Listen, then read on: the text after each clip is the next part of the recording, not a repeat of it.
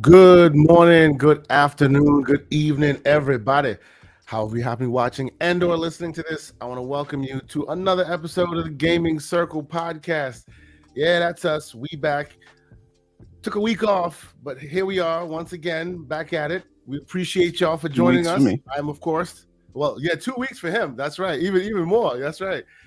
I'm, of course, your host, Mr. K. Asante, TKO Asante, on all the places we communicate. And I'm, of course, joined by the man, the myth, the legend, the interviewer extraordinaire, Mr. Everborn Saga. Good morning, sir. You look like you in the back cave. What's good, boy? Hey. Don't throw too much praise my way. I'm having some. I don't know if you guys can hear me, but I'm having some audio issues. I'm trying to get the headphones to connect. I might have to jump out and jump back in for 5 seconds, but keep going. I'm here. If you have to, I will fill that air with some wonderful slander that's being thrown your way. Mr. MJ Dark says, Mr. Everborn Saga, love the de-aging filter you have on there, sir. Yeah, I wasn't gonna be on camera today, but I don't know what you did with that thumbnail. You got me looking like I'm on my third grandchild. Come on. No. Let's be clear. And I did that on purpose. I was exuding the fact that the graybeards were at PAX East. PAX East was in the background, had to exude graybeards. What did I do? I chose old school, artistry, and I think it exuded that concept quite well. No, I think the AI did you justice, and it. Oh, get out of here! I don't know what it did to me. All right, I'm going to be back in 5 seconds. I'm going to disconnect and reconnect because the computer sees my headphones, but StreamYards doesn't. So give me 5 seconds. Understood. No worries. But while he is away, let me get him off the stage real quick. While he is away, I will. I'm like all over the stage right now. Hey, it is what it is. I will thank everybody who has watched the content over the past, week or so. Of course, we appreciate the fact that we weren't able to have a show last week, and in so doing, yes, folks were sending me a lot of fun messages here and there. But of course, y'all have also seen that I've put a bunch of content out there, a whole bunch of content with, of course, Mr. Everborn Saga doing a lot of the narration. I figured, hey, why not have him be the one that drives the narrative forward at PAX East? So he and I kind of took that role, and he was doing a whole bunch of yes, people like the shirt. Yeah, you know what it is. That's right. A whole bunch of interviews. I think we did in total about 10 or so interviews. So most of it are out there. I think I have maybe one or two more that I have to edit and put out there for you guys. Appreciate all the folks who watched it. As you know, around here on this channel, we're all about that independent developer flavor. We want that indie spirit. Teams who barely can scrape together a budget to make the thing work, but they're doing something really interesting. So if you watch the content, you'll see that a lot of it was exactly that, right? People who have super interesting ideas and maybe have no publishing and maybe are doing it on the side, things like that. So it was really cool that we were able to talk to those folks. And if you have checked it out, thank you so much. Maybe you want to share it to other folks. If you haven't checked it out, I would ask that you do. Every single view they get is a view we get is a view they get on their content as well. And there are some very interesting things out there. Actually, shout out to Pizza Bandit. I've actually been playing that sparingly this morning. Once speaking to the developer, we were able to get our hands on a play test of it. I know somebody in the chat, I owe you a code, sir. I have not forgotten. I will be sending you your code. But yes, I was given a chance to play it this morning. So shout out to the folks at Pizza Bandit who gave me the opportunity to check it out. If you don't know what I'm talking about when I say Pizza Bandit, then you should be checking out the content because they actually let us interview them, and they showed so much interesting content to us. So check out the channel and look up Pizza Bandit. Really cool stuff there. Before we get started and Everborn Saga joins us, the great I Love Coffee, who's in our chat with a $5 super chat. He says, if you don't join the GCP Discord, you're a mid individual. Well, I wouldn't I wouldn't insult you and call you a mid individual. I would say, you're missing the complete GCP experience. This show, which we do and we love, we do it on a weekly basis. This is the cherry on top, but on a weekly basis, on a daily rather basis, we are in that Discord in one form or fashion, either written or vocal sometimes, and we're talking and we're having very interesting, awesome conversations. So if you have the opportunity to write down there underneath our title, underneath the title of the episode where we are, you will see that there's a link to join our Discord. You have every opportunity to join. You don't have to sign up. You don't have to pay any membership. If you are a member, you have access to a certain section of that Discord, or you could just join by yourself if you want to. And yeah, we appreciate you taking part in the conversation. And then, of course, we have MJ Dark with a $5 super chat. He's here this morning, of course, as he always is. And he says, "Morning, guys. Why does Ever I Look Old Saga look like he's suffering from fox die and aged up 50 years? Also, kudos to you two for all the PAX East coverage." Well, thank you. And just like that, the fox died one himself returns. Y'all gotta stop with that. I actually was quite proud of myself with that thumbnail, and now you're making it seem like the man look old. I think I did pretty damn well on that one. I patted myself on the back when I was done, and now you're making it look like he looked old. Come on now. Anyway, you know what it looks like. I think it looks great, man. I think it looks great. What's going on, man? Tech issue still? All right. Yeah. Okay. It's Windows that's doing something Go fig. A little crazy. It won't. So it's connecting to the headphones, but it won't what? Hear it through the headphones? Yes. It's like it's selected. It says that this is what you're connected through audio, and it does not allow me to. So while you work on your tech issue, I will share a tale with you. Right? Because today will be the day of tales. I will share this tale with you, and it'll actually help you with your tech issue as well, because I have something that might assist in your issue. So we go to PAX East. We do what we do, and we're going to get into PAX East. We're going to get into all the fun we had there and all the excellent people we met in the games we saw and all of that, right? I come home tired as a dog.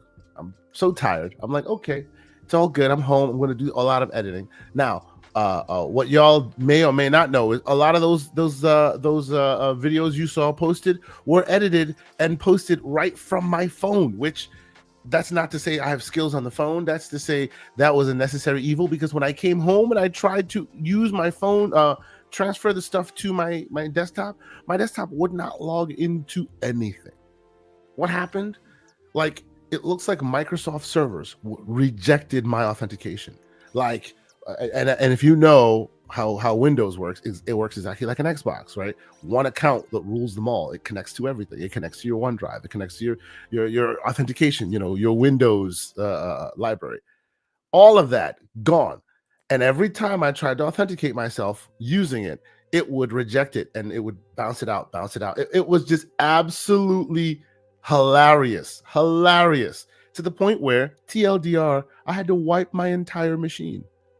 Like literally the day after I came back home, right? So I say all this to say, welcome to the world of Windows. And the issue you're having, I had similar issues where specifically, and this is specific to Apple products, I should warn you, on Windows, does not connect as well as you want them to, and sometimes it separates the profiles. There's a hands-free profile and there's a non-hands-free profile. What's happening to you is it's picking and choosing. To solve it, I right now in the private chat will put a link to an app that I bought and installed on my PC, and ever since I did so, it always does it perfectly because it's specific for Apple products on a Windows machine. Problem solved. Anyway, wonderful podcasting air we have going on here, Everboard. Are you stuck or are you just like looking down? Really? No. I'm back. By the way, can you guys see the new drip? Oh, yeah. Take a look. Turn to the. There you go. Charge them more. All right. Now, Give them less. now, my question is Mr. Driver getting any kind of payment for this? For his... Hey, well, watch your mouth. Watch your mouth. I had to. Hey, man. I had to pull. Maybe I pulled a Bungie. We're gonna talk about that a little bit later. just saying. Anyway, stop. And I don't know who that is on the shirt. You have no idea. You have no idea who that person is. Okay. But all right. So thank y'all so much for coming here, for joining us this morning, as we do on this hilarious show that we do on a Saturday morning. We come, we hang out, we talk about the games we playing, and we talk about the things we're doing. And this week we're talking about all the things we came, we saw, we conquered. We did a lot of things on the PAX East floor. And of course, not to be forgotten, there's some interesting news afoot and things that are going on in the zeitgeist that, of course, y'all probably want us to talk about. So let's start this thing like we always do. Mr. Everborn Saga, sir, is this the opportunity you need to start talking your butt off about Expedition 33? Because you haven't really had a chance to speak on it on this air, because the week before, when it was in the zeitgeist, you weren't able to join us. And then, of course, we weren't able to have a show last week. So you've kind of not had your opinions known, sir. Is this the opportunity you need to get it out the system? Because I know. Oh, you want the glazing to commence.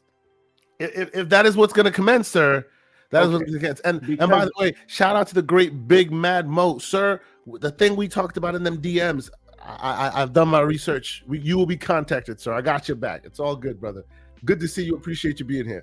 Anyway, go ahead, Mr. Boy Saga.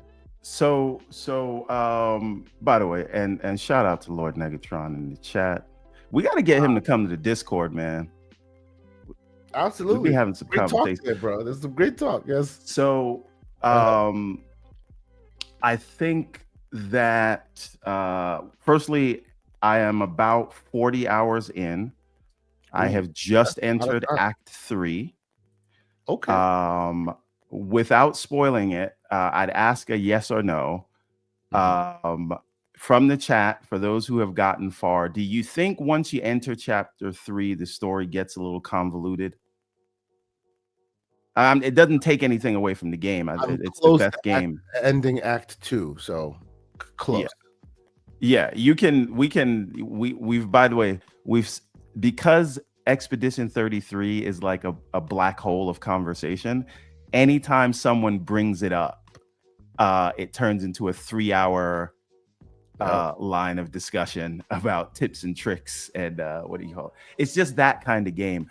I honestly think we've moved folks from our main Discord chat to a special, like, chatty, spoilery Discord place, because Lord knows when people get started, half of us need to go away. So once again, this is a Discord situation. If you want to come about it and talk about it, there's a group for you. And as soon as we hear y'all talking like straight up spoilers, we shoo you to the Discord chat that's specific for that purpose. But yes, that's what we do it. Go ahead. Yeah, and so I cannot tell you a game that has sparked this level of discourse in a long time. Mm-hmm. Yeah. Right. I think when it's all said and done in the annals of Gen 9 history, this will be one of the games that gets mentioned. Right. It represents so many things. It represents a sort of a more leaner development cycle that the industry has been I think lacking and needs to come back to. It represents, sort of unbridled creativity. It represents not like bucking the trend of saying we have to charge you $70 or $80, right? So the fact that a small lean team could be put together, you know what I mean? I think the main dev team was 30 people, but when you add in all the support teams, it comes out to like 130, which is still insane compared Really, to really, some of the yeah, other yeah. budgets that we talked about. Mm-hmm. When we talk about how this game from a marketing perspective was, and again, this is not my words, this is the team words, was sort of propelled by the partnership with Game Pass and Xbox. When we talk about this sort of universal praise, so it's just it's all these things that is and again, I am one of those people where I try not to be prisoner of the moment and not say the new thing is the greatest thing of all time, right? But I think that this represents something that the industry, like a bright spot in the industry, and all of the bloated budget big games, paint by numbers kind of thing, right? And Mm-hmm. you know, like there's so many original things about this, but there's so many other things that it took inspiration from, and that's what that's what great art is about. And so I cannot tell you the last turn-based RPG that I was this engaged in, right? I feel like I'm playing an action game.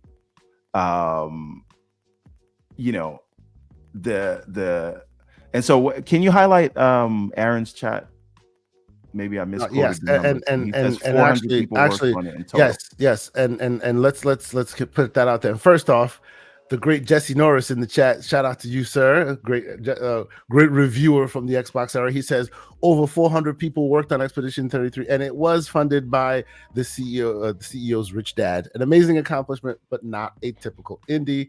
And then, hold on here, and not to be outdone, the great Aaron in the chat also 400 people worked on it in total, but there's an important conversation to have to figure out if a person who worked on a game for 5-year contribution is as much as one who worked on it for 6 months. So there's also right that. And because you have to factor in a lot of what it takes for polish and end game stuff and QA and all of that. So again, I still don't think this is the kind of budget of a game that, say, an Assassin's Creed had, right? Because even if you ramp up to 400 total, there's a lot of other games that ramp up to 1,000. There's a lot of, so I just think you just teed it up right for me, right? You just teed it up. You just did that. What did I do? What did I do? Don't worry, you'll see. Go ahead. But again, I think this, when you can make a game by a smaller team that can push the boundaries of a specific genre, right? Because I think there's going to be a thing in turn-based games, RPGs, that's like before Expedition 33 and then after. Because the next time I play a turn-based game, if it's not going to have the sort of active reactive elements of it, I'm kind of going to be looking at it sideways. I'm not saying everybody needs to do it, but it's just changed my perception of what these things should be. And another question I have about this is, do you think this game puts something like a Final Fantasy on notice, like for whatever the next one is? And the next one's probably going to be whatever the finishing out the trilogy of 7, but like their next mainline Final Fantasy. A lot of people have been clamoring that, hey, you're leaning too heavy into action. We want more turn-based. And a lot of people have been turning to the Personas and Metaphors of the world who want that. But I think now this gives you the sort of artistic sort of style of a Persona game with the visual fidelity of a Final Fantasy game. And so, and still scratches the action itch.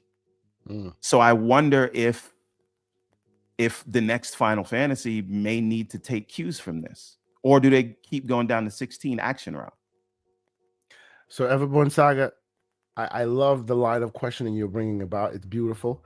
This is the kind of talk we want to have on a Saturday morning. But of course, because you reminded me, I must take it there.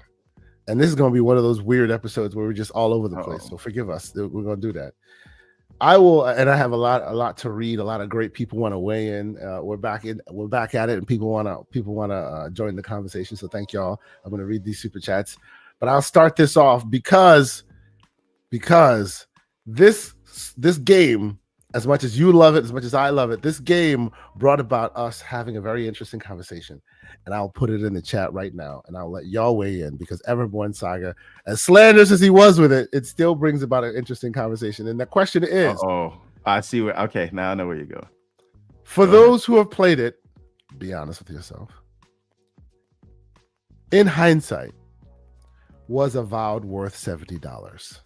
Now, the answers are yes, no, and then there's an Easter egg answer for those who have seen and watched this show long enough. And that Easter egg answer is stop the slander, Everborn. That's option 3. Because if you watch the show long enough, you know why I would say that. But yes, weigh in, ladies and gentlemen, because I think Expedition 33 sparked a very interesting conversation about pricing in gaming. And of course, this was a perfect storm of $80 games and this, that, and the third. And then Expedition 33 came out. And then we had Oblivion come out. And obviously, each of them have their reasons for being the prices that they are, of course. Right. And then, of course, even Mafia, the old country, announced that they were going to be unusually low. Right. We don't know what that means. Maybe it means just less content. Who knows? We don't. But Everborn, as he does in our chat, like to poke the bear, even though he swears that it's got nothing to do with the boring lady that kept him from finishing the game because it was so monotone. But yes, okay, that got nothing to do with anything. Let me ask. I got nothing to do with it. Right. That got nothing to do with it, ladies and gentlemen. Let me ask the chat the question. Right. After, in hindsight, of Oblivion being released at $50, Expedition 33 being released at $50, word that Mafia the Old Country, $50, right? Should, in hindsight, should Avowed have been a $70 game? When you consider the team size, when you consider the production value, when you considered pushing the envelope in terms of the genre that they were playing in, what level does remember Avowed, don't okay, please finish.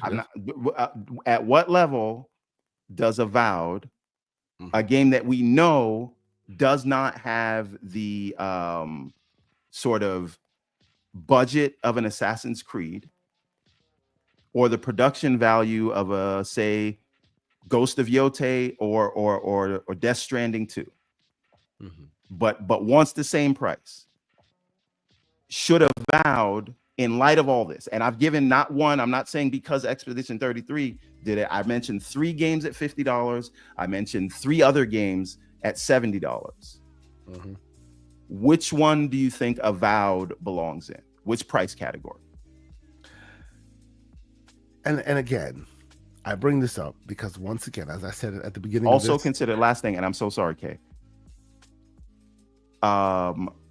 Microsoft is the one who offered Oblivion remake. I'm not calling it remaster. I don't care what they want to call it. I'm calling it a remake for $50. And they also offered Hellblade, a game that pushed the boundaries of visual fidelity. And they offered for $50, and they offered South of Midnight, a fantastic game with telling a story that we have not seen before, for $40. So, and again, these are small teams within Microsoft, and the remake of Oblivion was an outside team. But once again, just make an honest assessment, irrespective of how you feel about the game, because I didn't finish it, but I thought the Avowed was very good, and I paid the full $70 for Avowed. Sir, not somebody who got it on Game Pass. Sir, you keep shadowboxing. Calm down. No. No one has begun the retort process yet. No. I'm preempting the retort. So make sure when you come at me, you've answered all of my points. But go ahead. I see everyone like,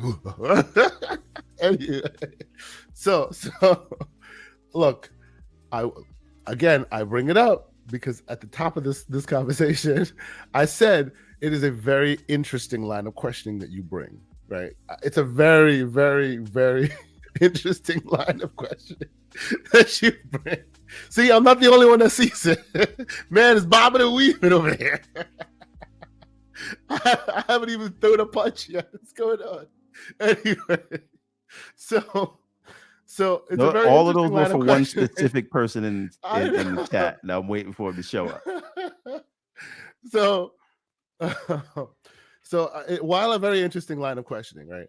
The only thing that I find super interesting when we have this conversation is, and I've made this analogy before, much like Mark Zuckerberg talking to us and exalting us for our lack of security in the internet age, you, a person that has on this show like excoriated this game for a specific issue you had that is very, very much a you problem, now come with the super interesting retort as far as a thought experiment in hindsight.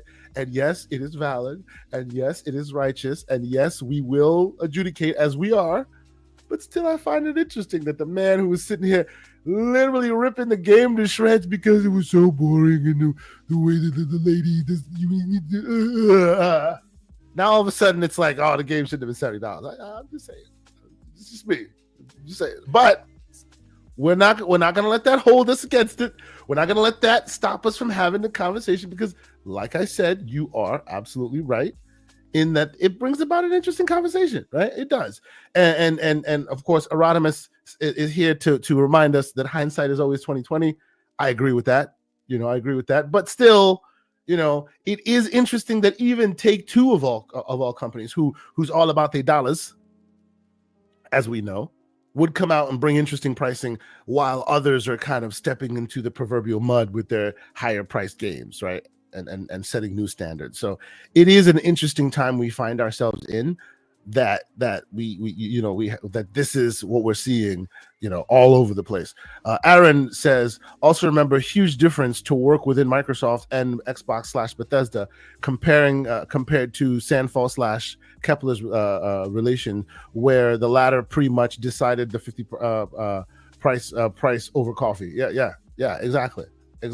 Whereas the other is a very big, huge, like many meetings conversation, most likely that they did what they did. Although that's still that same huge company, that same huge corporation. But again, that same huge corporation did make a different decision in South of Midnight and did make a different decision in Oblivion and did, right? So even in those circles, they can also make different decisions based on the product that they see in front of them. Right? It can't just be that we give them smoke across the board, because they're not the guys who are across the board just instituting this price point. They themselves are being dynamic in their pricing, right? And they are.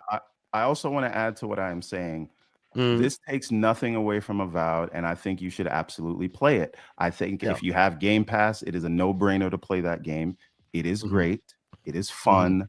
I love how they designed that game. I have one aspect of it that I don't like, but I'm not saying I'm not letting that has nothing to do with what I'm saying. I'm just saying, like, use your eyes, right? Look at what's on screen and then tell me. But anyway, all right, yes. But check the game out. And right now, a few months later, you can probably get the game.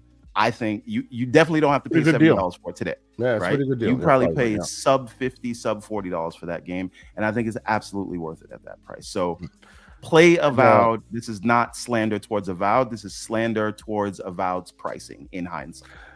And shout out to the great Infinite Umbra, who speaks for us all when he says, I don't see any game as worthy as $70, which is what he says all the time. And I agree with him. I have not, we can talk about whether this one is worth it versus another one, but as they push the boundary closer and closer to that edge, none of them to me are worth going, oh, okay, this one. Like, in general, it's a fight, right? So when you get to the 80 part, now you're really looking at me like cross-eyed. I'm looking at you. So yes, you were saying so. Now, speak of the devil and he shall arrive. You highlight Lucius Augustus's chat. I see you. Oh man! So this was the way the shadow boxing all came from. I understand. Okay. Okay. All right. Okay. So, he's for those listening on audio, Lucius Augustus says, as someone who beat both games, I see value in all games. Let me ask you something, Lucius Augustus. Oh man. Of those 2 games that you beat, how many did you pay for? Like out your pocket? And he continues by saying, considering now, everyone didn't beat the game, I'm not that's taking fantastic. his criticism seriously. That's fantastic. As he has half of the information. But if we are talking about price, I put 20 hours into Avowed and then so 40 hours right so now. far into Expedition 33. Lucius Augustus, can I take your word on value if you consume the game through a subscription service? If you did not buy the game, because I'm talking about, is that game worth the asking price of $70? Well, ladies and gentlemen, one of us is this is the reason. This is the reason you should be joining our Discord, because man, the verbal skewers come out. The verbal samurais are out and they cutting each other, and I'm sitting there with my popcorn, and it's all fun, ladies and gentlemen. It's all fun. We can know the value of something by comparing it to its contemporaries.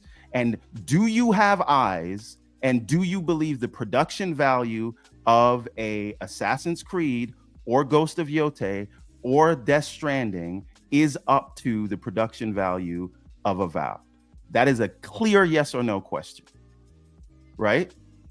And do you believe that Avowed is pushing boundaries in the same way that Expedition 33 is? So once again, when you compare these things to their contemporaries, where do you think intuitively? And by the way, I want to, I'll do that other shadow box later. Welcome to the Octagon, says the great Soil Tech. Yes, welcome to the Octagon. and not to be outdone, he also reminds you to hit that like button and subscribe. Member for 11 months, great member of our community, also a new mod in our community. Shout out to the great Soil Tech. Appreciate you being here. Do we have the vote going up? We have the vote going up, and I'll tell you what the tally is. Let me catch up. Lucius has bowed out. I think he's taken so much of a beating that he wants to now don't do that. Don't do, and do it via audio. You do realize that Lucius is also a member of the Gaming Circle podcast, and as such, at any moment he could just show up if you keep shadowboxing him. Happy to have the conversation, or we can do it in Discord, and I recommend everybody listening to this show come to the Discord. Yeah, absolutely. And this is, of course, to all members of our community. If at any moment Everborn Saga or myself is talking a little too much slander, you are welcome to join us and retort live. So you can come and do it live if you so choose. That is your choice. And we can close this off.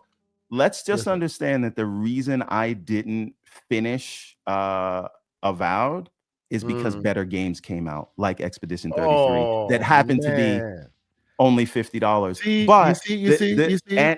And we'll close this topic off by saying what can change is when I'm done beating greatness, that is Expedition 33, I can go back and finish Avowed. That will never change the asking price of $70. And once again, I bought both these games. I bought them on Steam. One of us bought these games and is talking about what they're worth. The other one of us consumed them, which as they should, through a subscription service.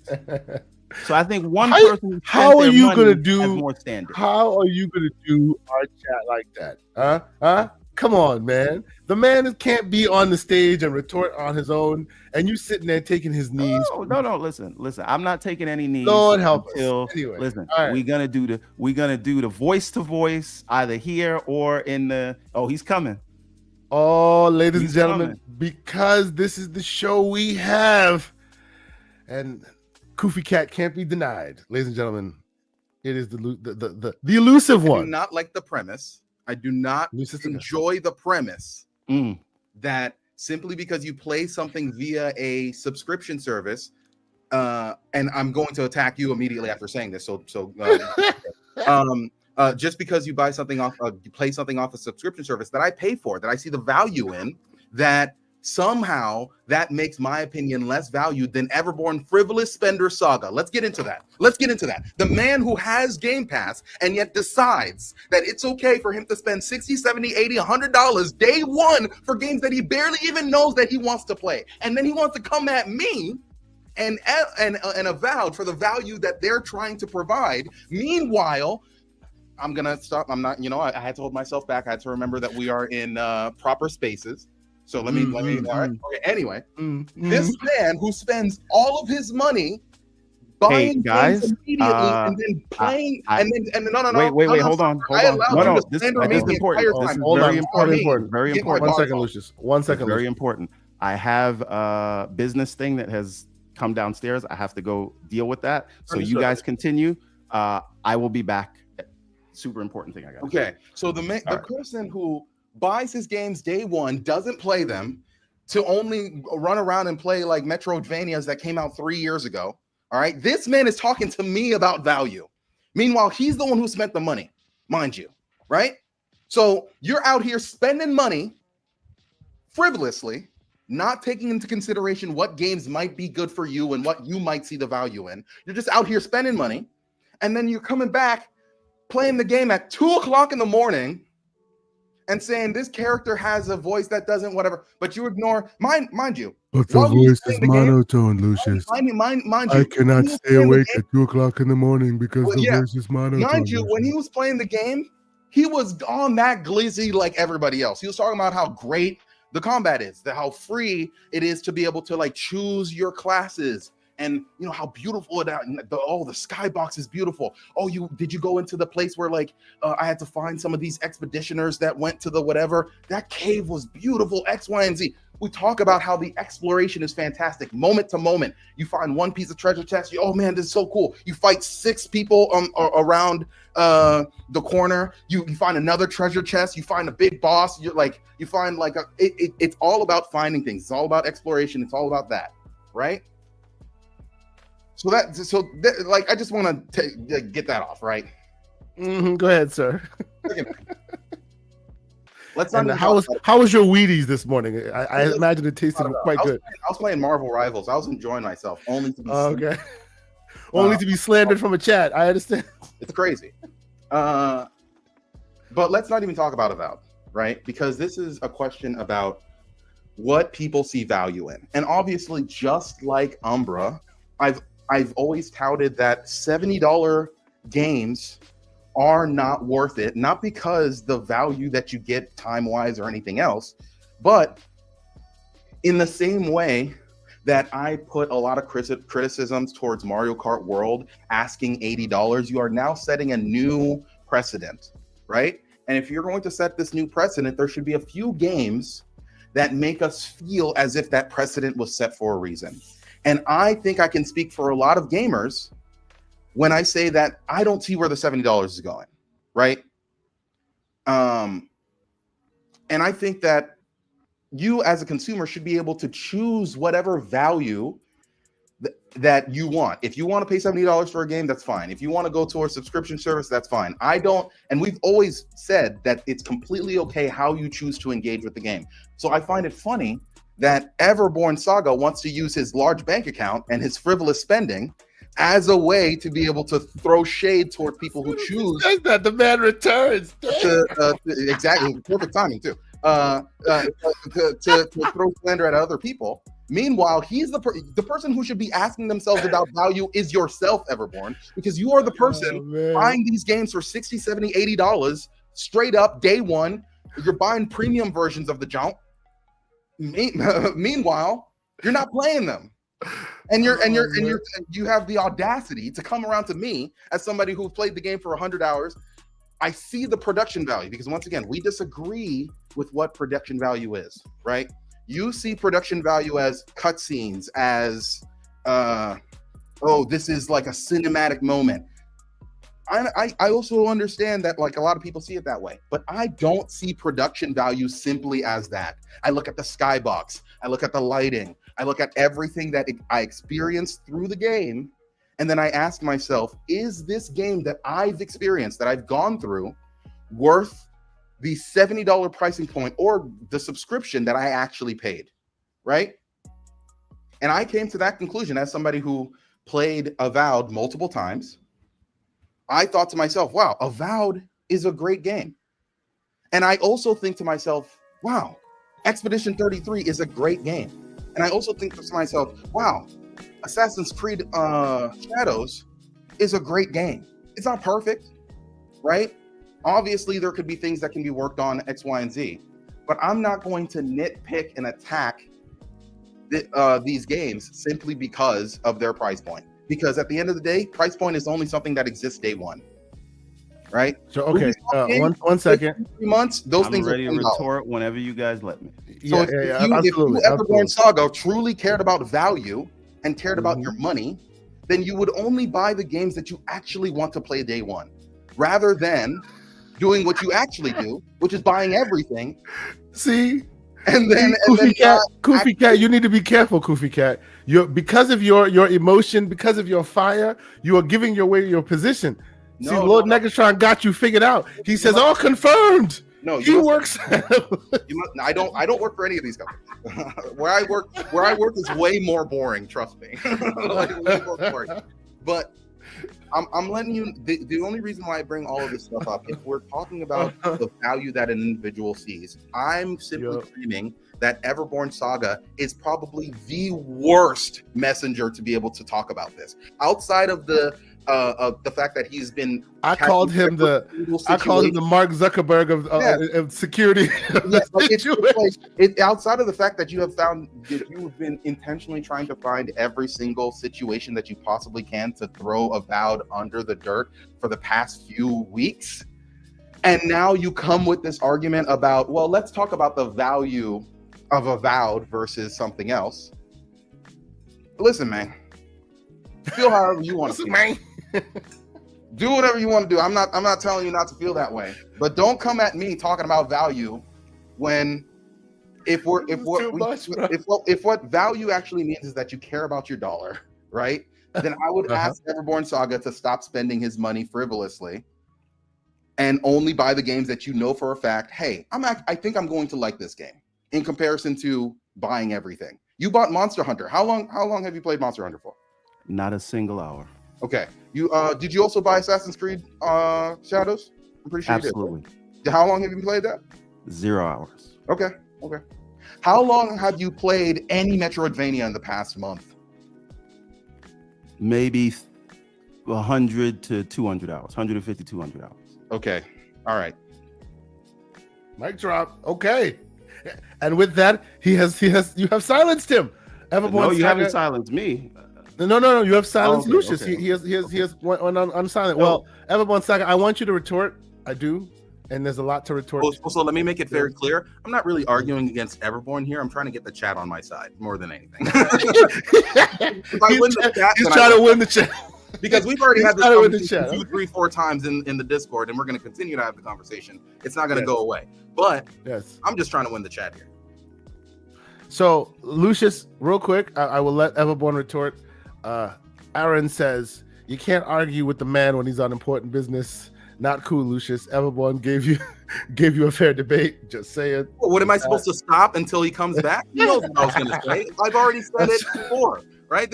These are bars that have been repeated from past conversations. He doesn't need to be here to hear them. And of course, the great Scrub Nurse, the awesome Scrub Nurse who was in the spot with us at PAX East. Shout out to you, good sir. He says he may see all of this as useful conversation, but if it was a Sonic game, no, the man might be on a different conversation. Scrub Nurse, talk to him. What was that Sonic game 3D that was having pop in and out all the time? Wasn't that $60? Wasn't that like a premium game at the time? Just wanted to check. So there's that. Now there's a lot of super chats. I will read all those off. Everborn Saga. A lot has been accused to you, sir. The stage is yours. Okay, so firstly, let's address the Sonic thing. Sonic Frontiers, the game he's referring to, was released at $60 at a time when the industry had moved to 70. So that's one thing. We can throw that out the door. That was not the premium $70 price tag. The second thing is something that is an easy call out when you're not winning a debate is to make your argument about the person asking the question, right? And in terms of me slandering Avowed itself, I have very clearly made it a point to state that this game is worthy of your time. You should play it, and I like it. I like it a lot, in fact. And the only reason I stopped playing it after the 20 hours is because new things came out that took my attention. And when we are using the argument of, did you beat the game? When we are talking about strategically, should a game have been, in hindsight, charging the same price as other AAA games that we know have had double the budget, right? So this is the question being asked, and the retort is, well, you buy these games and you don't value how much you spend on the games, therefore you can't ask the question. And my only retort to that is, when I consume a game through a subscription service, they are all equal to me in terms of value because that is included in my service. When you are buying the games a la carte, whether you beat them or not, I think there is some standing there to ask the question, is this thing on offer in the same time period? We're talking about within 2 months of each other.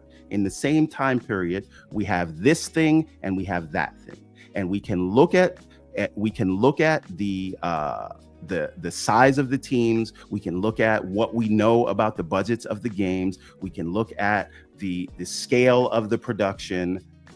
And this is completely irrespective of how good or bad the game is, right? So I don't think it's an outside of the pale question to ask when you are doing comparables, right?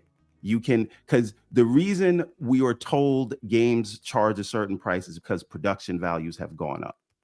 And if you had to guess, and I want everyone to ask themselves this, if you had to guess, is Avowed's budget closer to Assassin's Creed or closer to Expedition 33? So when you develop a thing, the price is passed on to the consumer. You think about the value of it.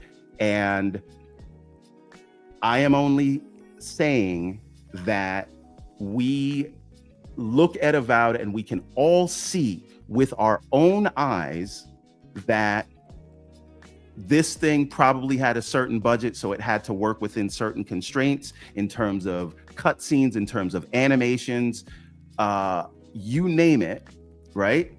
Camera work, lighting, everything. And then we can say, well, let's compare that to what we've seen from Assassin's Creed. Let's compare it to what we've seen from the trailers for Ghost of Yote or whatever. Can we say with our whole chest that the lighting, first of all, the budget, the visuals, the animations, the once again pushing of the boundaries, can we say that while Avowed is a great game and worthy of your time, that it is not on the same level of production value and visual quality, right? All right. Can we say that like generally ask yourself the question, is Avowed from a when I say production value, I mean like what it production budget and visual fidelity at its other $70 contemporaries. Okay, so let me say this. The reason why I mention that I beat the game is to emphasize that production value is not something that is ever even throughout a project, right? When you watch a movie, when you watch an anime, when you play a video game, it's very clear that where you can literally tell where a lot of the money went in an anime. You're like, oh man, the animation quality just spiked insanely. I can tell they put a lot of money into this one scene, right?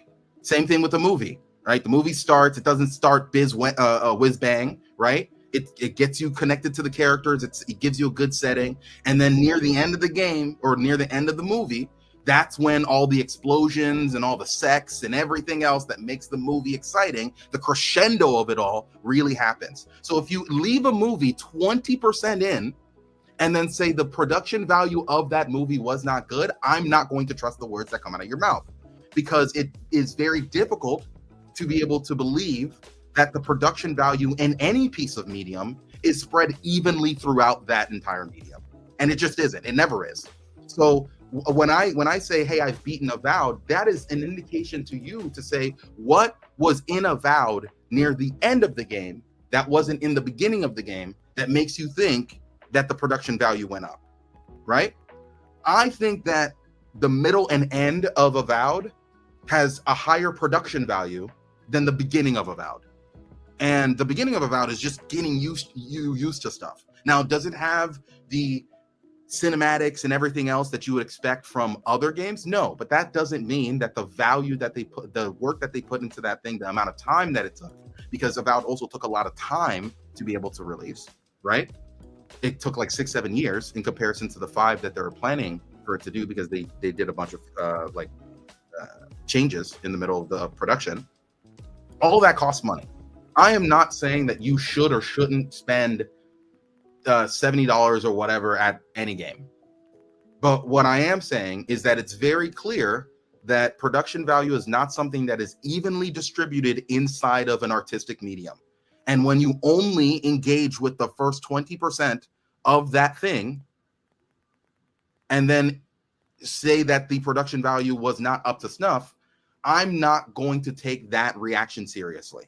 Now, if you finish it and you still say, hey, I still don't think that the production value is worth the $70 price point, then I think that's a different conversation, because then we can talk about very particular sections of the game, very particular scenes, stuff like that, that we can get into whether or not that production value hit that certain metric.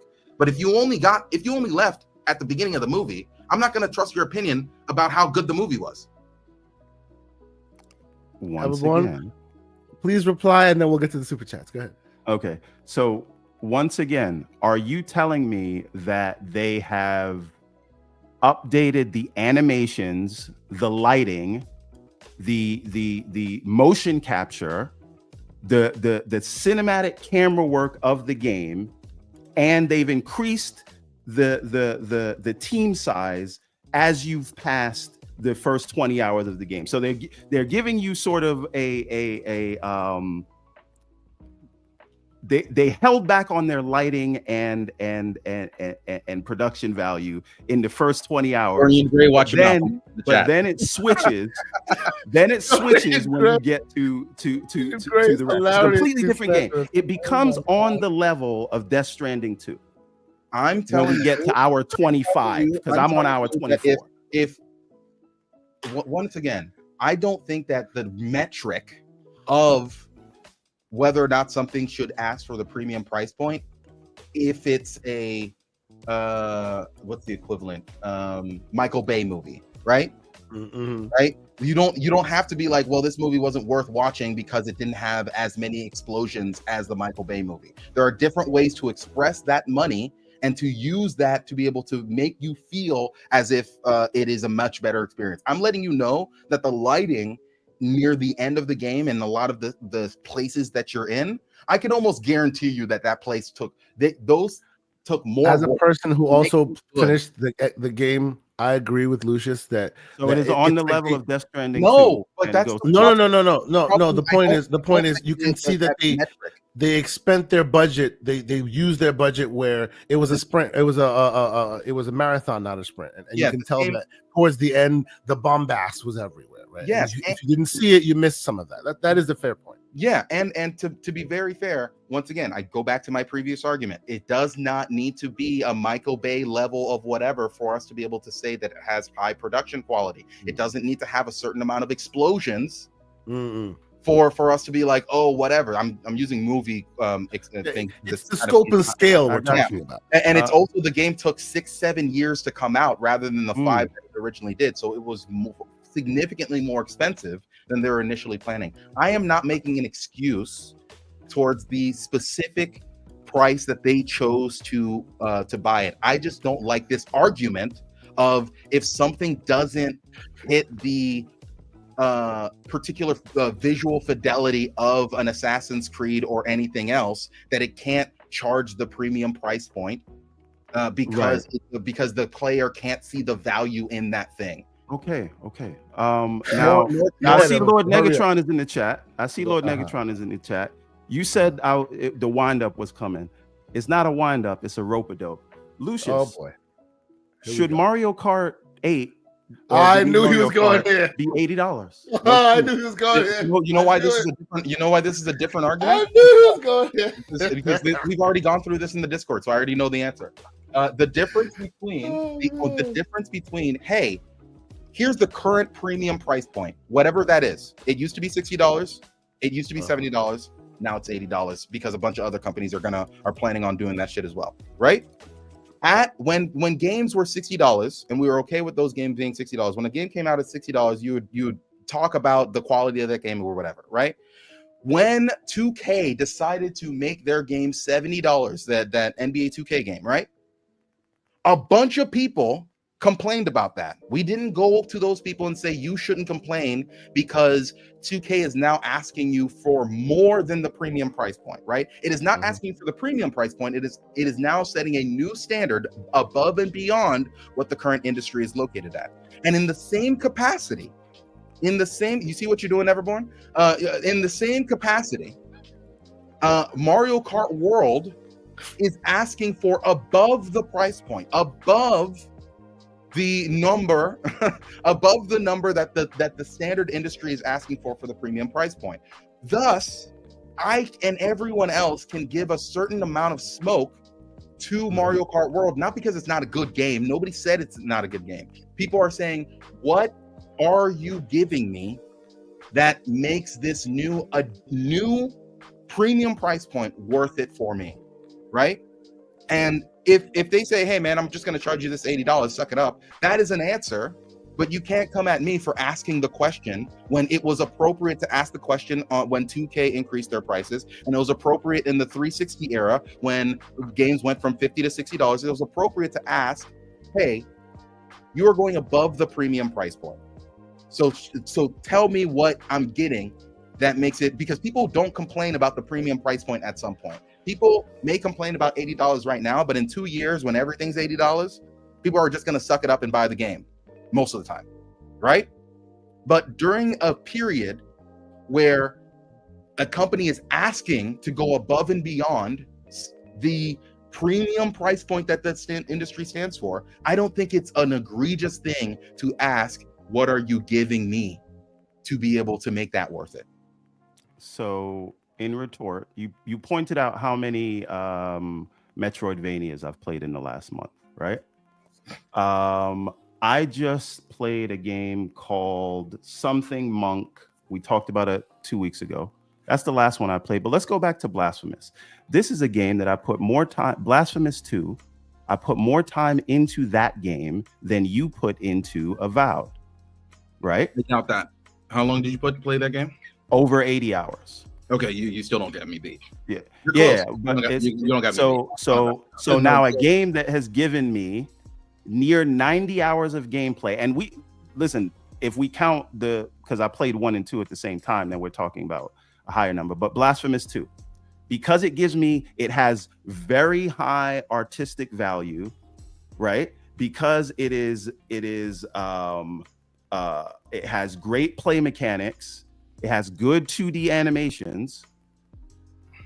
Would the developers of Blasphemous 2, should they charge $70 because they provide $80 worth of content? I would ask you then, Everborn, is it typical for a pixel-based Metroidvania game inside of the gaming industry today to charge $70? If that is not normal, then if Blasphemous 2 tries to charge people $70, then people are going to react negatively to that, because that is not what is considered normal for the genre that it is in. But for a third-person action-adventure RPG, $70 are the typical price point. Like Kingdom Come Deliverance 2? Sure, Kingdom Come Deliverance 2. I don't know how much that was. That they decided to charge it, but they could have charged $70 and nobody would have complained, right? Mm-hmm. And so it's not about web like it, and that's my point, right? You're saying that Avowed is not worth that $70. I'm saying, as somebody who played that game and plays a lot of games, I am asking, should they have charged $70? That is a separate question from your personal valuation of the game. And by the way, speaking of that personal valuation of the game, let's check in on our excuse me, on our poll. And the question was, Avowed, for those who played it, in parentheses, be honest, in hindsight, was it worth $70? 30% of the 70 folks that have voted, and I'll keep it live for some time longer, of the so far 70 folks that have voted, we have 30% of the folks saying, yes, it was in fact worth the $70. We have 37% saying, no, it was not worth the $70, meaning no.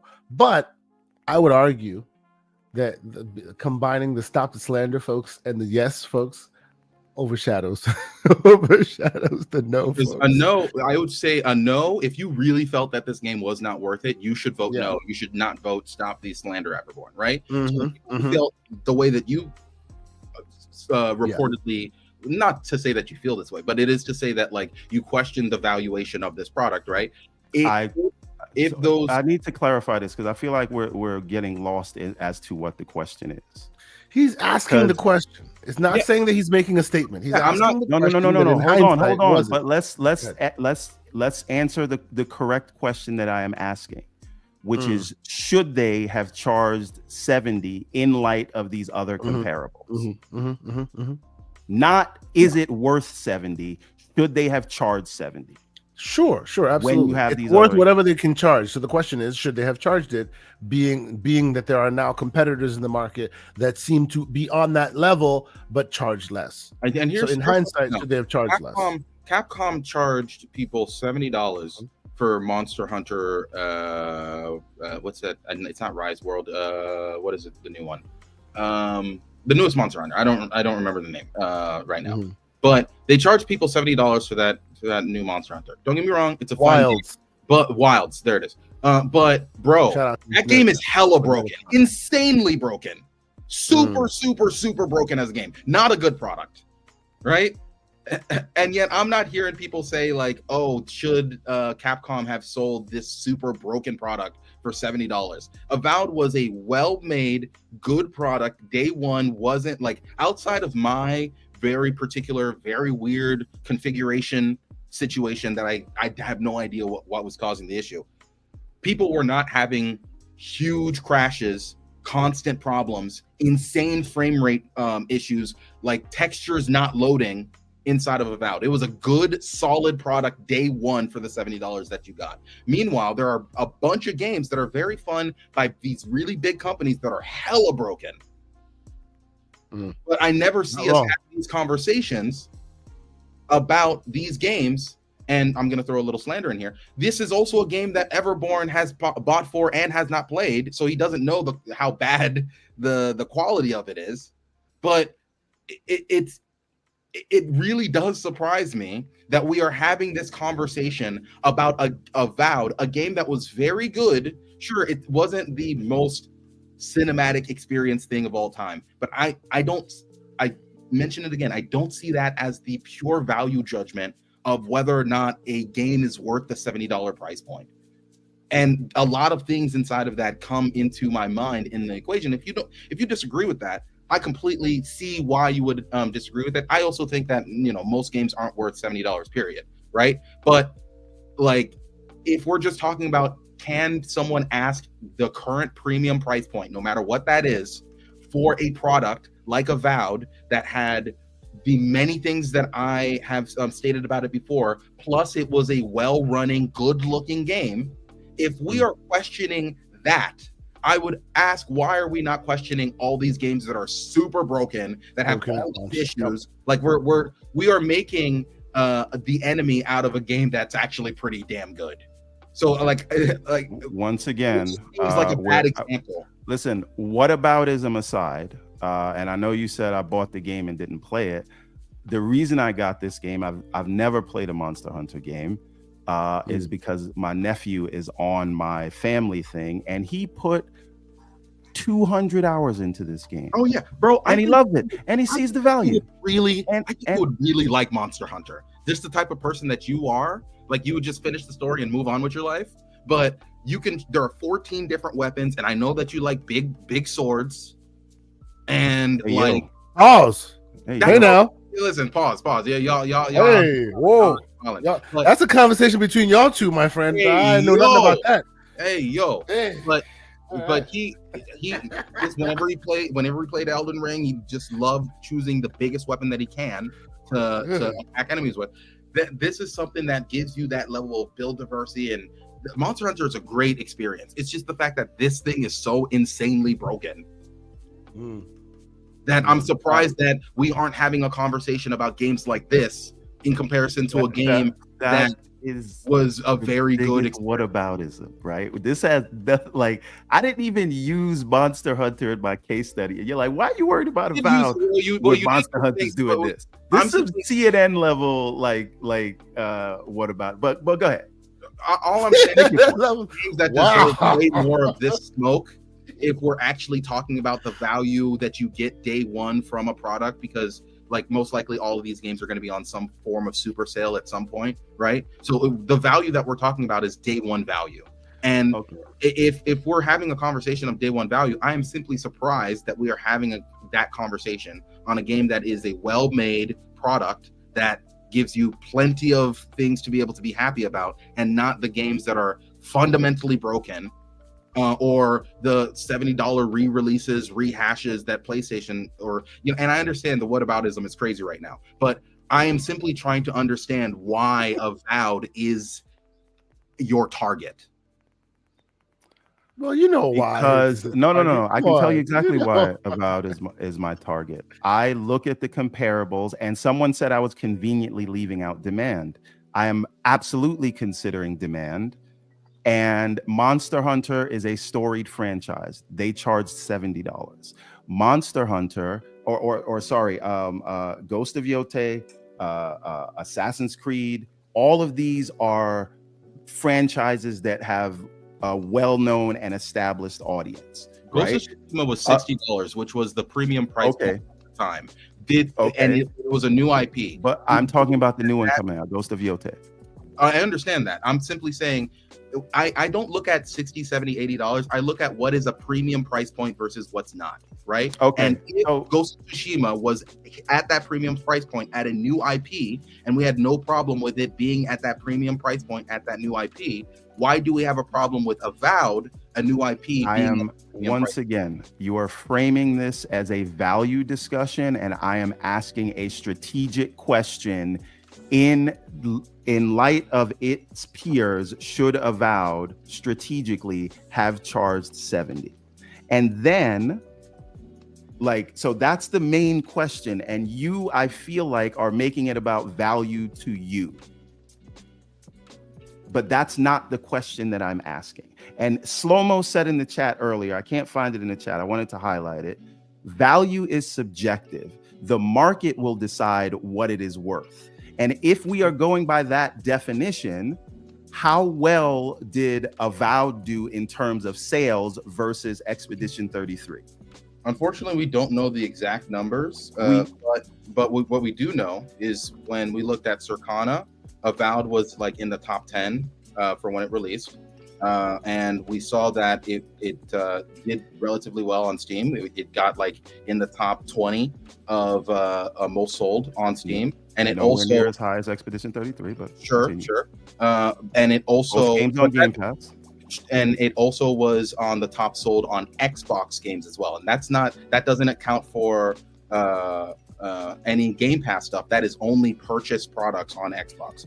Now, obviously, we don't have a number, right? But I just wanted to answer your question. As far as we are aware, the game sold well, and Microsoft is ecstatic about how well it did because they did not expect it to do that well. True. Once again, Everborn. We're gonna keep going. I want to move on, but there's a lot of super chats I want to. Did it do the numbers? And I think we can be very now. Okay, but let me back up. I need to hold on. I need to correct myself. I want to correct myself. Profit. Let me correct myself. Let me correct myself because I did say something wrong. We cannot compare. This is wrong of me to make this comparison about Expedition 33. We can on Steam, right? We can make that clear comparison. But overall numbers, when Expedition says they hit 2 million, they're everywhere, and Avowed was not only on two platforms. Yes. Yeah. Yes. But on Steam, we can see it's very clear Steam, that Avowed did much better, like 5 times higher concurrent, higher in the Expedition 33. But I would also ask, what is the profitability at that stage, right? Because for these companies, it's all about profit. I don't care if I can. It's about where they started versus where they've gotten to. If they start in two different places, that's a different conversation. The question is if Avowed sold itself at $50 instead of $70, what is that? That's like a 20% decrease or whatever. Would they have gotten more than 20% sales numbers to be able to to be able to make that make sense, right? And so the question is that we should really be talking about: would Avowed at $50 sell 20+% more of those units, and in comparison to where it did at $70? I think that's what we're really talking about here. Yes, because I'm asking a strategic question that is separate from quality. And I feel like a lot of people are taking what I'm saying like I'm saying Avowed is not a quality game. I am not saying because you were the worst messenger, sir. You spent weeks slandering it, and then I didn't though. I didn't. So, just because I have one complaint about how a story is delivered. Gentlemen.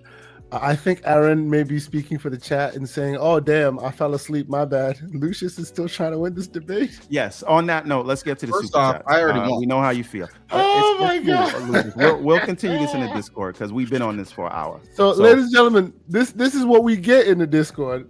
Only in the Discord, I let them have it out. Unfortunately, here we have to move on. This hour would have just been us gushing about Expedition 33 and about the storytelling. And I really want to break down some of the writing components inside of because we will, but Expedition 33 is still within spoiler territory. You see how Expedition 33 becomes a 3-hour black hole every time? If you played Avowed, I'd be able to have these conversations with you too, but you didn't. So unfortunately. Yeah, I mean, nobody was talking about Avowed for this long. Oh, stop it. You see this slander? You see the slander? This is why. This is why we can't take his argument seriously. This is why, because the slander comes out. He can't stop himself. You started it. I just swung back.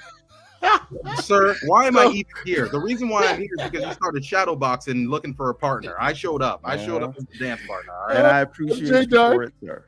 MJ Dog with a $2 super chat. He says Everborn equals Uncle Drew. LOL. Gojima all day, K. Yeah, screw you, buddy. All right, next topic. No, we're still going. This I'm sorry. Next topic for us. You're going to read the super. Yeah, absolutely. Yeah. This is actually a very good topic right here. A-Bunk Pie put it in the chat a couple times, and I did catch it. And thank you for being here, sir. Says, final prediction. What is the software that's going to be like the Xbox edition of the ROG Ally 2? What do we predict that the software will be? That junk gonna be trash. It's gonna be Armory Crate 2.0, and that's it. That's all you gonna get. I don't trust Microsoft to do anything right. Except Avowed. Everborn? You do trust him for Avowed. That just stings. It stings. Right? I don't trust the corporation Microsoft. I could still trust the devs that work underneath them. They're still very talented. I mean, the dev team that is going to make this UI works under Microsoft. But anyway, I don't know them. They're unknown. I can't put my trust in people that I can't touch and see. So, but to answer the question, right? Do you want to do the super chats before we get into this? Because I feel like this might be a deeper this is all going to get in. It's next. Keep going. Okay. So, I have been up and down on my expectations of what they are going to do. And I think the main crux of this question is, will it be an overlay experience or just a full screen app? Right. And if it is are they making changes to Windows such that you can have an intuitive experience on for a controller first input device? And I don't know that will be the case. Right now, the interesting thing about the way that the Armory Crate app works, it does work in a way that you can get back to it anytime, but it does not hide Windows from you, right? So if I still have to see a taskbar, if a UAC prompt still comes up, if small text boxes come up that I have to put my glasses on to read, if there are certain things that are not navigable with the controller, I think that they have more work to go, and I unfortunately think that's where we will be on day one, where it will be an app experience and not a sort of Windows shell. And I think what we all want is a gaming mode that is like the Steam Deck, where you can manually go into the desktop at your own will, but it is never in your face. Now, and I see, Kay, you're getting ready to share something. This is very important. Yes. So there are people that are working on these things that and we're talking about small teams, maybe even a solo team that are working on the kind of overlay. And I hope this is what Xbox is doing. I just don't know if that's where they will be when this thing releases. So quickly, and thank you for the question. We like Everborn, I'm quite basically on his page with it. We have things that we're hoping for and things that we think may potentially happen, but at the end of the day, we can't be sure of it. And you know, dissenting reports is happening all the time. So it presents an opportunity, right? We here on this show, and you know, we talk about PAX East, a lot of indie energy. There's a lot of indie energy in this space as well. One such indie endeavors is the folks at Winhanced. If you don't know what Winhanced is about, you need to know what it's about, because Winhanced they're basically like us. They're like, you know what? We need this to happen. We need something that's a bit more controller friendly. So we're building it ourselves. They keep it. I actually spoke with the dev at Winhanced. I asked him why it's not in the app store, like as a paid app to help people grow. He says he wants to keep it independent. He wants to keep it free. So if you want to support him, there's a Patreon page. This thing is super cool. They are working on interesting things. I will tell you, I have purchased. It's on its way to me. I have purchased got a good deal on a Lenovo Legion, an older version, right? Just to be able to test this out, to be able to have something that I can use as my test bed. This stuff is super exciting and interesting. It is unfortunate that it seems like in a first party way, they may not be ready for prime time, but you know, we here know that just because they're not ready for prime time doesn't mean that you just sit back and go, well, we're stuck with it. No, you're not. Go get Winhanced. And there are many others that are going to be doing some interesting things here. So can you highlight Gentle Stone's comment, the second to last Gentle one? Stones. I do GNTL, right above Web Dave.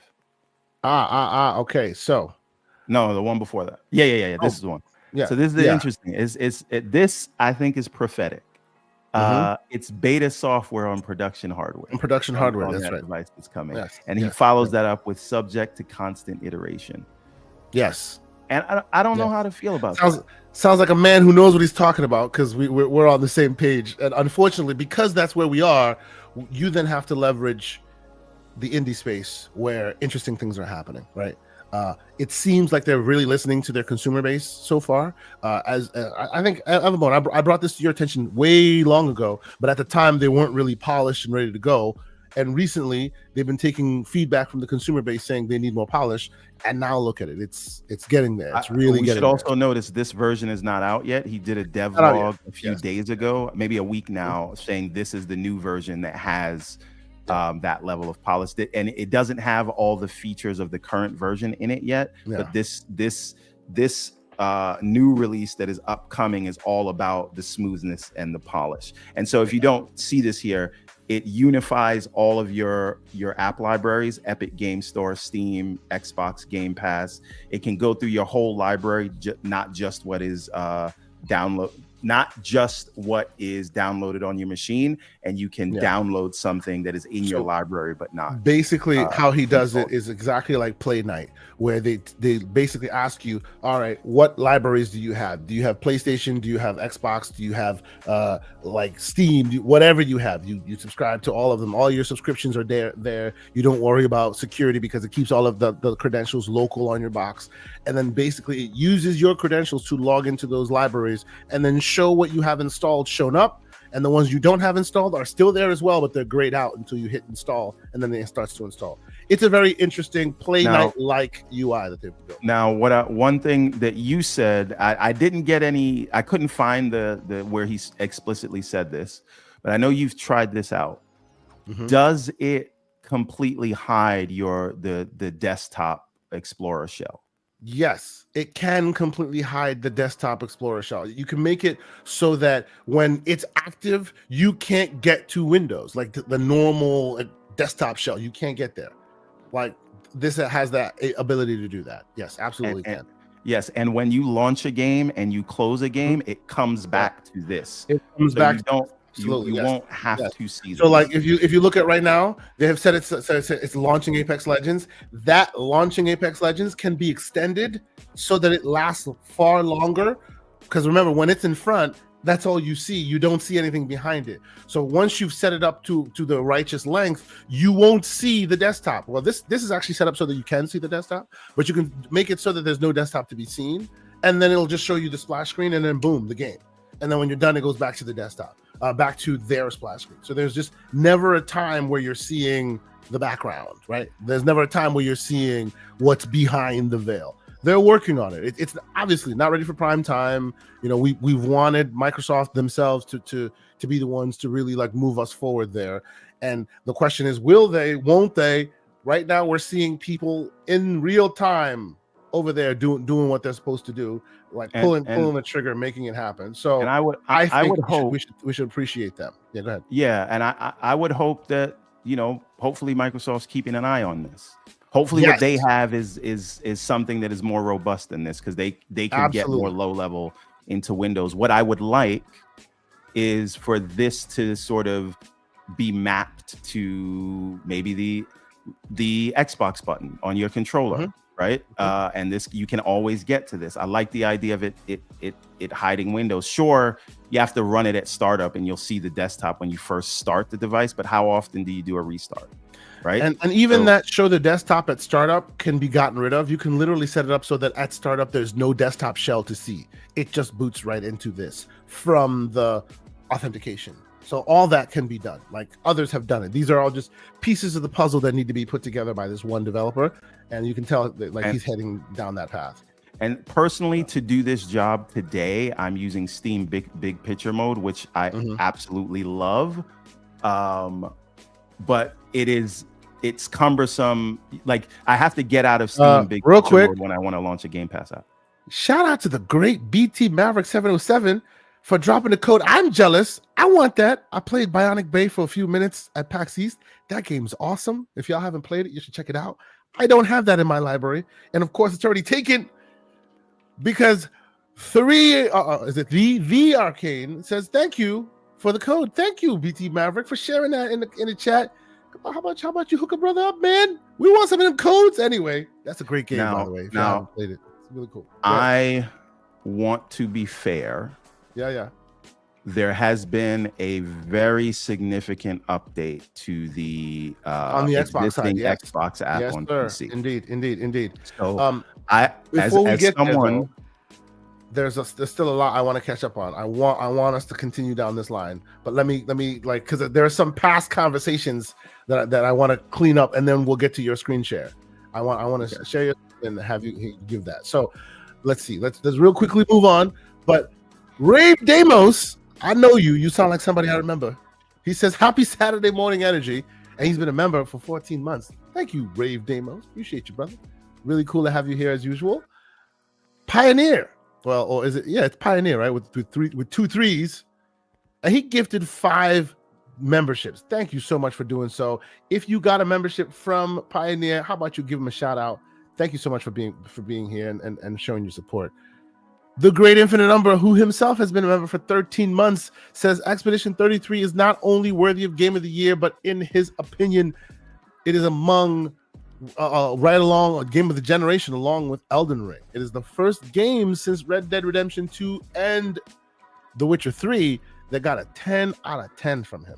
Now, this man's about his games, so that is high praise from the Great Infinite Number. Shout out to you, good sir. Web Dave, who's here with a $2 super chat, he says, I can't wait for June, my friend. Hit the like button. I can't wait as well. As y'all know, I was going, and now I'm going. We're going to be there in June. There's interesting things afoot. By the way, I should also mention the community, the community show. The community watch party is in the house. We'll be there with them. So if you haven't had a chance to check out the website, I hope you do. It is really interesting things that they are putting together there. There is still a raffle that needs to be that they're still going through right now. So if you haven't had a chance to check it out, I hope you do and potentially jump in. If you're there, I'll see you in June because I'll be in there as well. So shout out to you, Web Dave. See you soon. And of course, the great Boomstick Excel becomes a channel member. Thank you, Mr. Boomstick. I appreciate you, brother. It's good to see you here on a Saturday. And then Lord Negatron, not to be outdone, the man is super generous with a $20 super chat. He says, Final Fantasy lost me when they started this open world MMO RPG feel, but was still a single player. Silly work abandoning turn base. So I think he's agreeing with you there, Everborn, as to what the new standard that Expedition 33 has set, and that Final Fantasy may need to kind of readdress when they take another stab at that IP. Should be. And credit to Slow-Mo Backslap. He also points out that when we say that, we also need to remember that we're probably not getting another Final Fantasy mainline this decade, because the next big thing they're going to do is the final in the trilogy for 7. And then we're also hearing them do Final Fantasy 9 remake potentially as well. So, yeah, we may not. We ain't gonna see another mainline for that a is long an time. 9 remake is an opportunity for them to go do something interesting in the turn-based space. And listen, I don't care if a 9 is actually very similar to Expedition 33 in a lot of ways, because a lot of the moves that you have, if once you use them a few times, you gain access to them permanently, and those abilities are given to you via the weapons. So that was originally in Final Fantasy 9. They took some of that aspect and put it into Final Fantasy 7 Rebirth, but it's it really reminds me of the Pictos and Lumina system in Expedition 33. So if they want to like really ride off the coattails of this, they were kind of the original progenitors of that system. That style. And they could definitely make it significantly better. Yeah. MJ Dart, real quick, $2 super chat. He says, Mario Kart worth my $8. I like Avowed Lawn. Oh, $80, my bad. I like Avowed Lawn, which clearly he's coming for your neck, sir. It's okay. Just to before you get to the next one, I was gonna say I would not fault Square for saying, hey, somebody did something in the space inspired by us and took it further, and now we're gonna look at that inspired by them and take it further. That's how it's supposed to work. Unless you're dealing with Nintendo, then they'll sue you. But for Square, I would not take anything away from them, and I hope that they do look at Expedition 33 for their next game that is not the 7 series, and take some inspiration. Pioneer, would all be better for. $5 super chat. He says, "Beauty is in the eye of the beholder, and so is the value of a game." So there's that. I'm not sure if you're who is against that notion. value is in the eye beholder. But I do agree with Lucius that when an industry standard is set and then another standard is proposed, it does cause some consternation. I agree there. Pixelbit G, $5 super chat. He says, if game value is restricted to lighting, you can't play enough games. Well, you don't play enough. You don't play enough. Yeah, which is true. Which is absolutely true because like if game value is restricted to lighting and things like that, then where are we with like Balatro and like Vampire Survivors, which like took the world by storm? You know what I find interesting? Yeah. Everybody universally agreed on two things regarding the Prince of Persia Lost Crown game.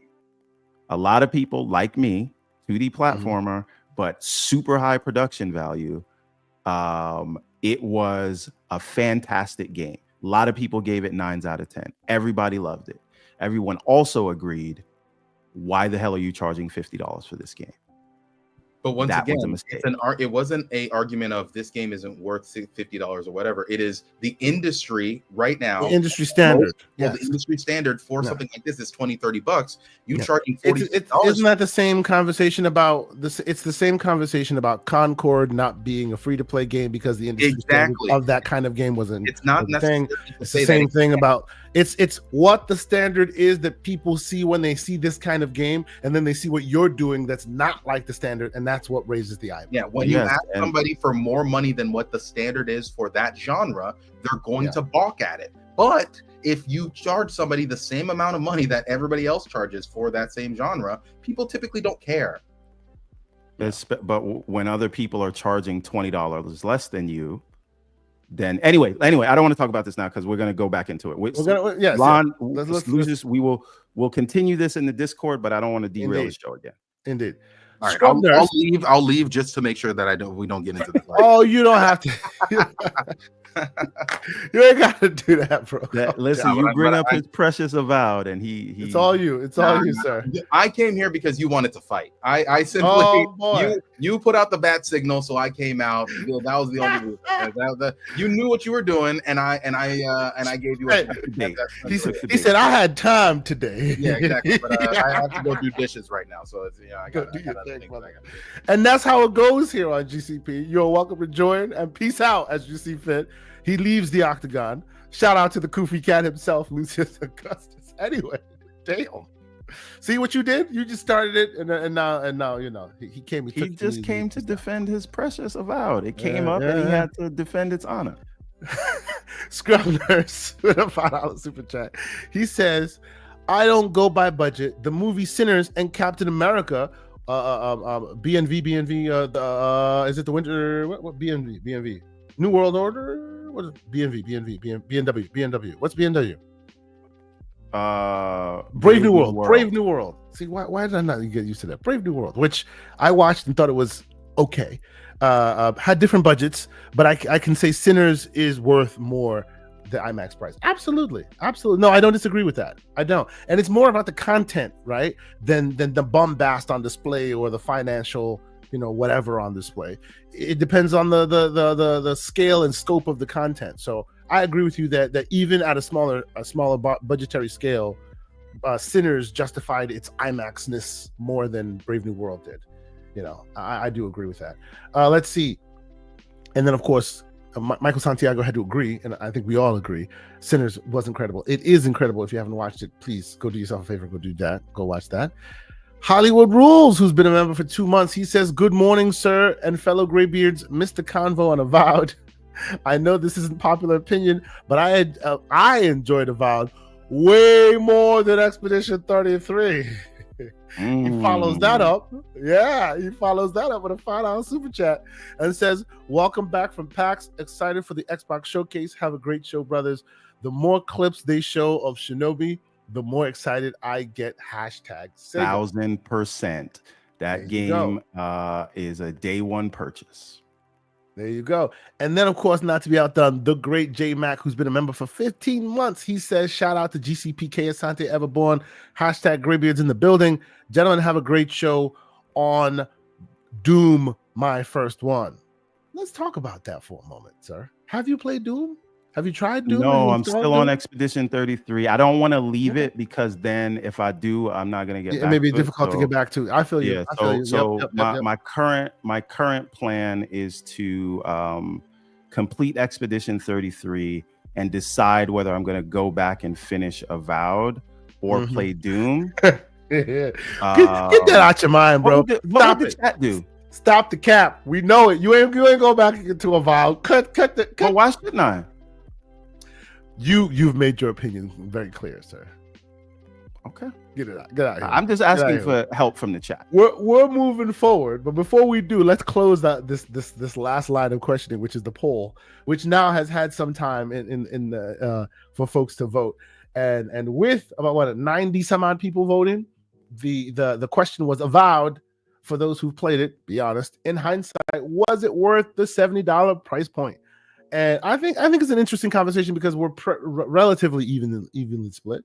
I would say that those who say the yes, it was worth that price point, and those who say Everborn should stop the slander, those are kind of aligned, and that is 34% and 29% respectively. And then those who say no, it was not worth the price point is 37%. So even though I do think that more of us think that it was than it wasn't, I do. It is worth a conversation. It is worth a conversation. You know what I'm saying? So there's that. Everborn Saga, sir. I know you wanted to show what has happened now in the world of Xbox UI, and why maybe we should kind of be taking a second look at what they're doing versus just assuming that it's all trash. The floor is yours, sir. Let me hold on here. Let me remove one from the stage and add you to the stage, and then ask that you talk us through it, sir. What is it? Okay, so as you know, I have a storied history of complaining about the UI. Your slander is infamous on this show. Continue, yes. Right, but because while I can actually have criticisms, I can also acknowledge if there have been updates, because I'm not here just to be angry or complain about things. Okay. I would also like to point out what's going on, that they've made significant updates to the controller input in the Xbox app, and these are things that we've shared before.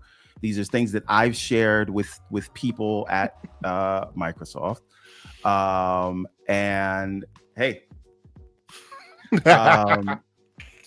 so one thing I can say is that they've updated this app to operate in a way that is so much more intuitive than it was, right? And I know these are table stakes. This app has been out for 9 years, but if we look here, right now, we are in the home section, right? Firstly, I can actually select that last item in a list. This is oddly enough something you could not do before. Also, we can see that the controller goes exactly where we expect. We can see here that and real quick, stop for a moment. Go back to Expedition 33. I will in just a moment. So one other thing that used to happen here is, on top of not being able to select the last item in the list, when you get to the end, it would automatically take you to the next selection. It would auto scroll. Yeah, it would auto scroll. Now it doesn't. And the other thing is, you never knew when you went back to the menu on the left where the selection would go to. Now we are in home, so when I go back here, I'm back in home, right? And then if we go to the Game Pass section, you can see they've got a little Gaussian blur going on in the background for your selection. And if I were to, you said you wanted to go to Expedition 33. Also, no matter where you are. Real quick, recently added right there. Like right there. What like if you scroll through that real quick, how many is that? 1, 2, 3, 4, 5, 6, 7, 8, 9, 10. Like that's 10 after Expedition 33. After. Wait a minute. Right? No. I don't know if that's correct. So this is because these all came out recently. After Expedition 33, these are all in order of release. But they're not. They're not, because Call of Duty Modern Warfare. No. These are order of release to Game Pass. When Expedition 33 came out, all those ones that are after it weren't on the service. These are all. Do you see what I'm Expedition 33. highlighting right now? Yes, that was not on the service before Game Pass, before Expedition 33. Yes, it was. It wasn't. It wasn't. It re-released as a bundle after. Look it up. I'm telling you, it re-released as a specific bundle on Game Pass after. It did. I'm gonna need you to back that up with paperwork. Sure. See, and people like Big Bad Mo. No, it wasn't. It was. I'm telling you, they made a deal. Of course, nobody was paying attention because Expedition 33 is what everybody was thinking about. But it came out after. I'm telling you. This is Modern Warfare 2, right? Yes. Look, it's an older game. I'm not saying that. I'm just saying after they released Expedition 33, which is right there on that list. Since then, Towerborn, Far Cry 4, Anno 1800, yes, Call of Duty Modern Warfare 2, Dredge, like the Dragon Ball game, all of that has happened after. We just haven't been paying attention because Expedition 33, and we only started paying attention when Doom also showed up. There's a lot of happened between that time. And Xenoverse Yes. 2. I remember us talking about the kind of glitch where you could get this game for free. And I remember us talking about that before the release of Expedition 33. That's not this one. That one, that game with the glitch to get it for free, that is Dragon Ball Fighters with a Z, not Xenoverse. Okay. Yes. But I'm just saying, in general, a lot has happened between Expedition 33 and now.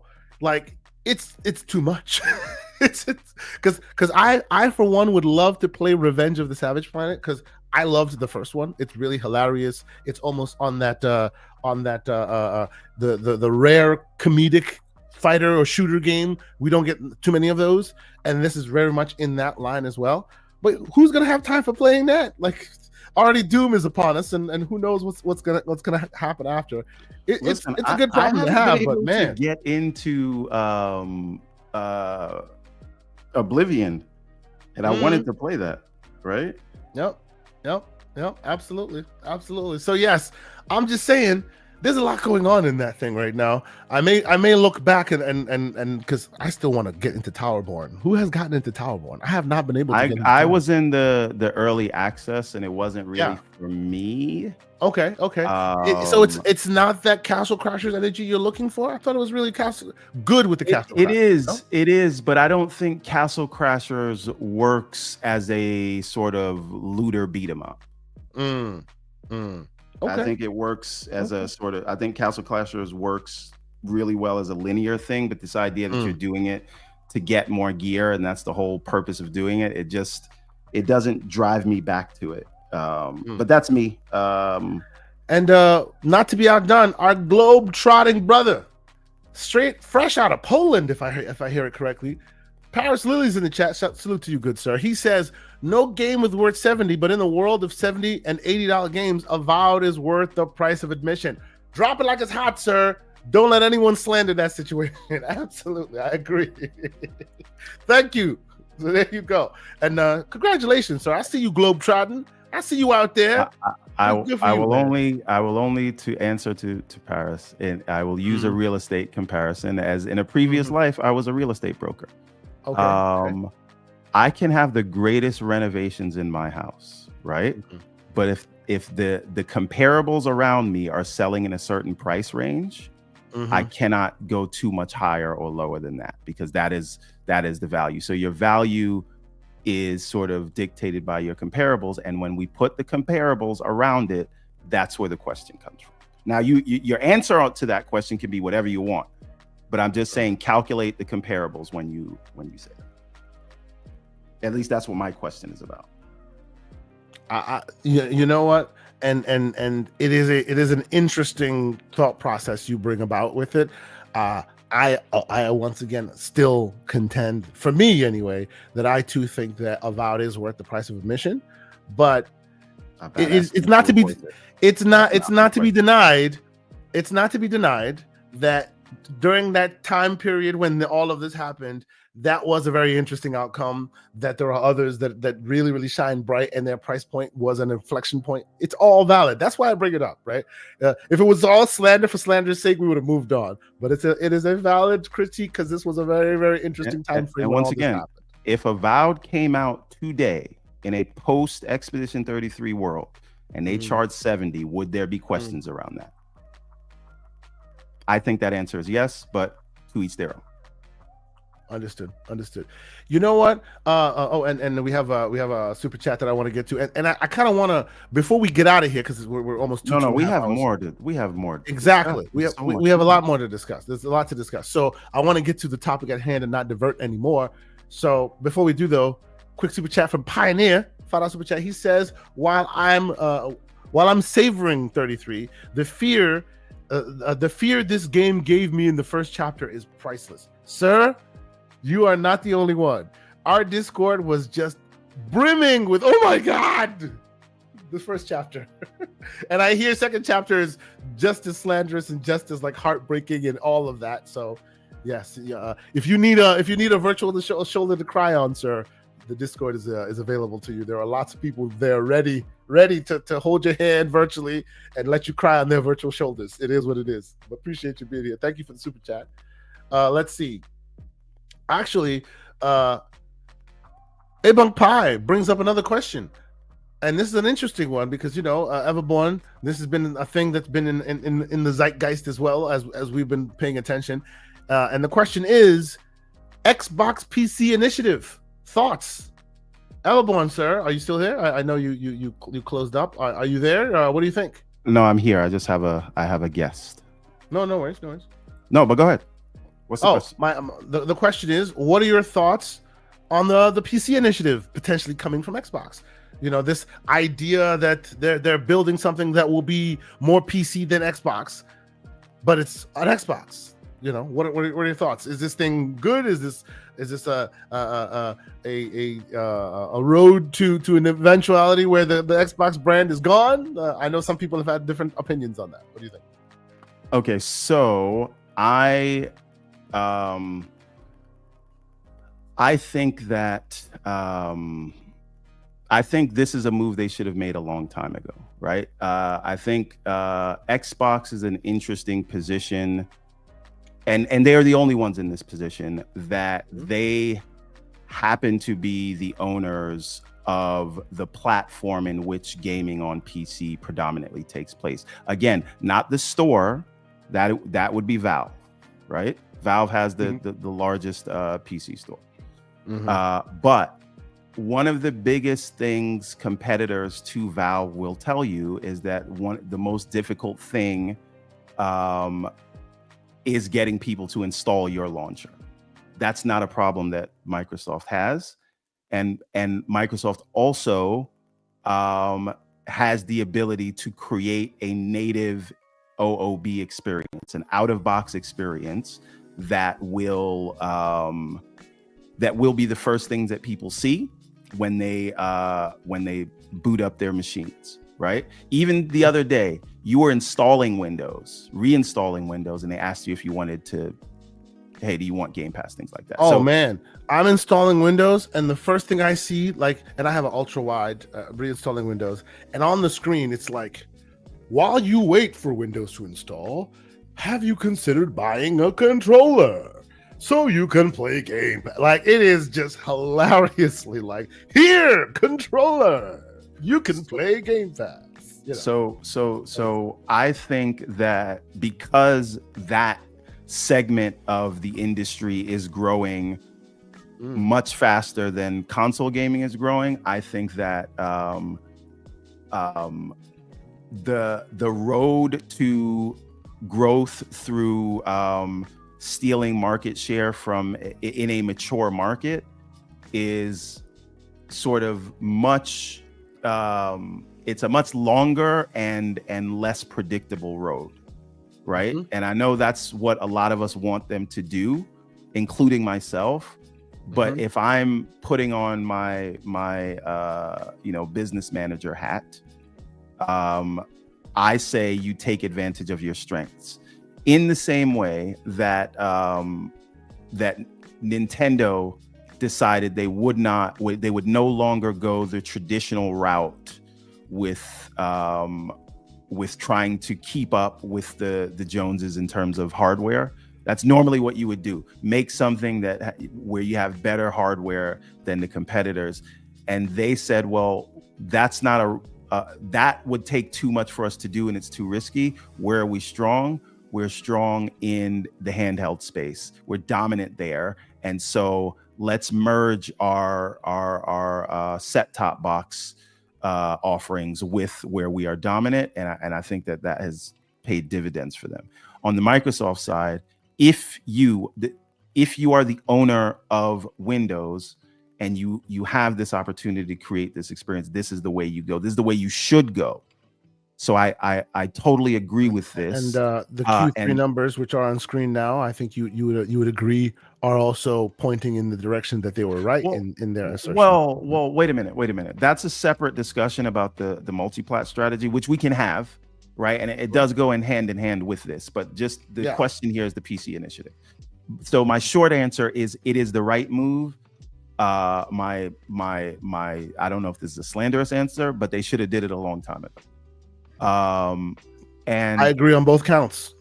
And again, what you have under your TV right now and your series consoles, that is a Windows device, believe it or not. It's the Windows kernel with the customized It's just far more shell. obscured than it should be. Right. So if they can offer consumers the compatibility of Windows with the user experience,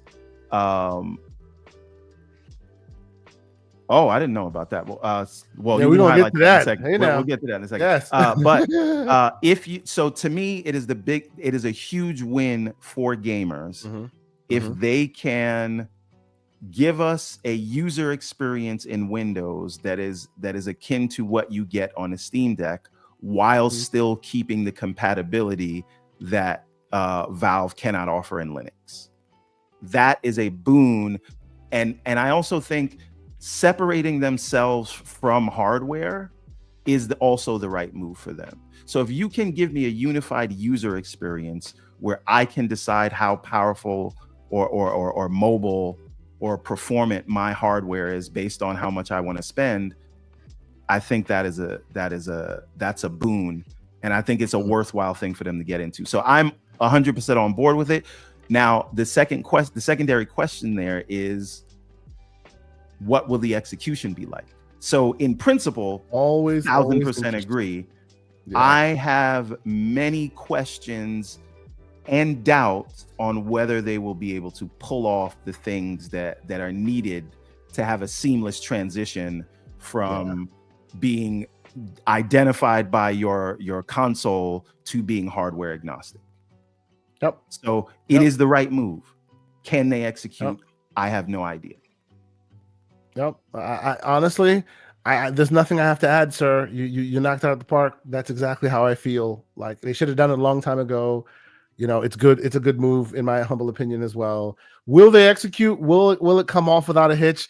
That's the devil that's in the details. We're not sure, but it will be interesting to watch. I agree. So let's quickly tie off this Xbox Q3 numbers thing. We can even tie in the PlayStation numbers if you want, and then we'll move on to what Slow-Mo Backstop has discussed, because that is ripe for discussion as well, sir. Very right. But continue. Yes. So, I think it's very interesting to look at the two quarters in comparison, and one thing that I take note of is that there's a 6% increase in overall gaming revenue for the quarter, and on the PlayStation side, I think it was a 6% decrease in revenue. Now, that is quarter wise. If you look at the entire year for PlayStation, they're up. They have record in general profits, record revenue, all that, and that was primarily driven by the previous quarter. So the previous quarter is when they did a massive discount on the digital version of the PlayStation 5, and they released the 30th anniversary unit, and they released a new hardware in the PS5 Pro. So that was the only quarter. The holiday quarter was the only quarter all year for PlayStation's fiscal 2024 in which they outperformed the previous year. So the other 3 quarters, they were down on hardware sales. And I know this business is about a lot more than the hardware sales. But another thing I found interesting, if we're comparing quarters, Xbox hardware was down 6%. Meanwhile, PlayStation hardware, compared to the same quarter in the previous fiscal year, was down nearly 30%, 20 something. Yeah, very unusual, right? We're talking about 4.5 versus 2.8 or 2.4. I can't remember what it was. That's what they sold in the fiscal year Q4, which is what we just went past. So I think that the it's just interesting to see that in light of all of the moves that Xbox is making in terms of, you know, multi-platform and whatever, and the predictions that people had on the hardware, that we haven't seen PlayStation or Xbox move in large numbers away from where they were at this point in the previous Gen 8. Right? And that gives credence to the idea that we're in an established market and people have basically decided what their platforms are in the same way. Listen, not many people are like Kay Asante who can go back and forth between iPhone and Android. Many people just say, this is my platform, this is where I'm going to play. Right? Yep. And so, yes, there are some people that will make the decision that say, if there's no exclusives here, I'm going to go to the other platform where I get those. I think we may be overestimating how many people make console buying decisions based on that. And well, I'm sorry, that is what the gamble is, right? And so far, I don't think we've seen a large move in percentage of where they were last gen. And I should also note, you would want to be doing better than you were doing the previous gen, but guess what? Growth. PlayStation has not, PS5 has not sold as many units as the PS4 has sold at this stage in the life cycle. Now, that could very well be to them not being able to reduce prices, but that is also true for the Xbox.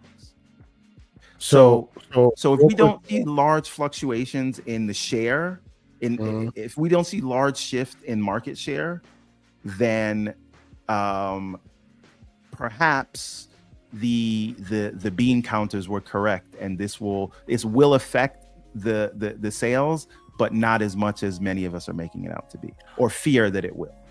What do you say to the predictions? And I see Karate Laundromat in the chat laying it real flat, saying that they are predicting a recession and preparing for it, which unfortunately means layoffs.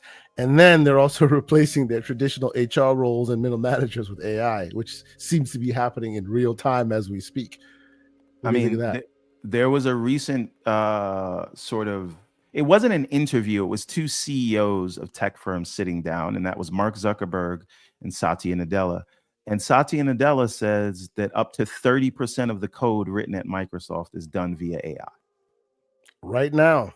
Yep. That's today. Yep. Right. If imagine you how much that grow. Right. If I watch CNBC every morning or whatever as I'm having my Wheaties, and I saw them do a segment on vibe coding. And what they talked about, and I see what you did there, Roshan Eppinger. I thought AI was going to create jobs. Guess what? They did a whole segment on vibe coding, and they talked about lean startups, people who don't need the same level of angel funding, because what you can build software through vibe coding that where what used to take 30 people maybe takes 5 now. And the AI is doing the sort of generic things, and then the engineers are adding the sort of app specific business logic. And again, I'm not saying that this doesn't affect jobs and won't affect jobs. It absolutely will. But guess what? If you are in the horse buggy business and the automobile comes around, maybe you should start learning to work on cars, right? There's a lot of jobs right now if you can get some AI in your resume. And there are startups which maybe would not have gotten funded right now, except that they only have a few people that are working there and they need less. So does this affect the big companies and what they're absolutely, no question for me. But it also does create opportunity. Chaos So real quick is a ladder as a to your point and to this conversation, which Lord is super Baelish. interesting. Lord Baelish. Shout out to Lord Baelish. Haven't heard that name in a minute. To this interesting conversation, it reminds me of an article that came fresh out of PAX East. Shout out to our attention there in PAX East. With a lot of these pictures were taken from there, and also shout out to the great Yobi who tagged me into this conversation as well. If you read the headline, it says it all: the deprofessionalization of gaming. Because as this writer, and no slander to the writer, it's just an interesting conversation he brings up, like walking through PAX East and seeing all these quote unquote professionals who've decided to go their own way, and they're using obviously AI to fill in the gaps, right? And it's allowing them to fill in said gaps.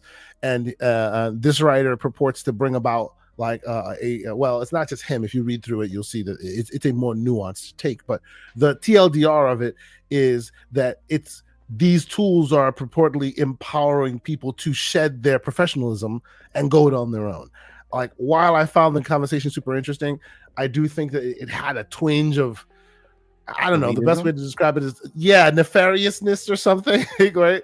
So listen, be like, I want to use my one today, right? Please. I'm just going to use my one. Fuck these companies. If you can start your own thing and tools are available for you to go off on your own, they don't care about you and will fire you, whether they have AI as an excuse or not. So if there is something that is allowing smaller teams, independent people to create their own destiny, then I am in full support of it. Please and thanks. So yes, I agree with you like wholeheartedly. I read this thing and it was super interesting and there were nuanced takes and all of that. But just the TLDR of it just made me feel like, oh, come on, bruh. These people are finally empowering themselves. They're shedding the chains that is corpo. And this is your take on it? Did you? And we're going to talk about this as well. You know, we're going to get into all the awesome games we saw at PAX East. You can tell me the games you loved. I'll tell you the games I loved. Shout out to the great Everborn Saga for knocking out them interviews. Y'all saw it on the channel. The man was kissing babies. He was shaking hands. It was a whole thing. I didn't kiss any babies. Watch your mouth. I shook hands. And you're telling me that all those great developers from Gigasword to Cyberlitch, all of them are deprofessionalized. You saw excitement in me from those interviews because what I saw is inspiration. Exactly. I saw inspiration that the little guy can now create something on his own without going through the gatekeepers of wherever. And there's still certain levels of gatekeepers, but to me, that is fascinating. It is uncharted waters, yes, but this again creates opportunity, and I'm all about that. Yeah. Although we should not like just completely like look at the benefits and not understand that the stuff we were worried about is still going down, right? So we say that not to say, oh, the world is over, but we say that to say diversify your portfolio, people.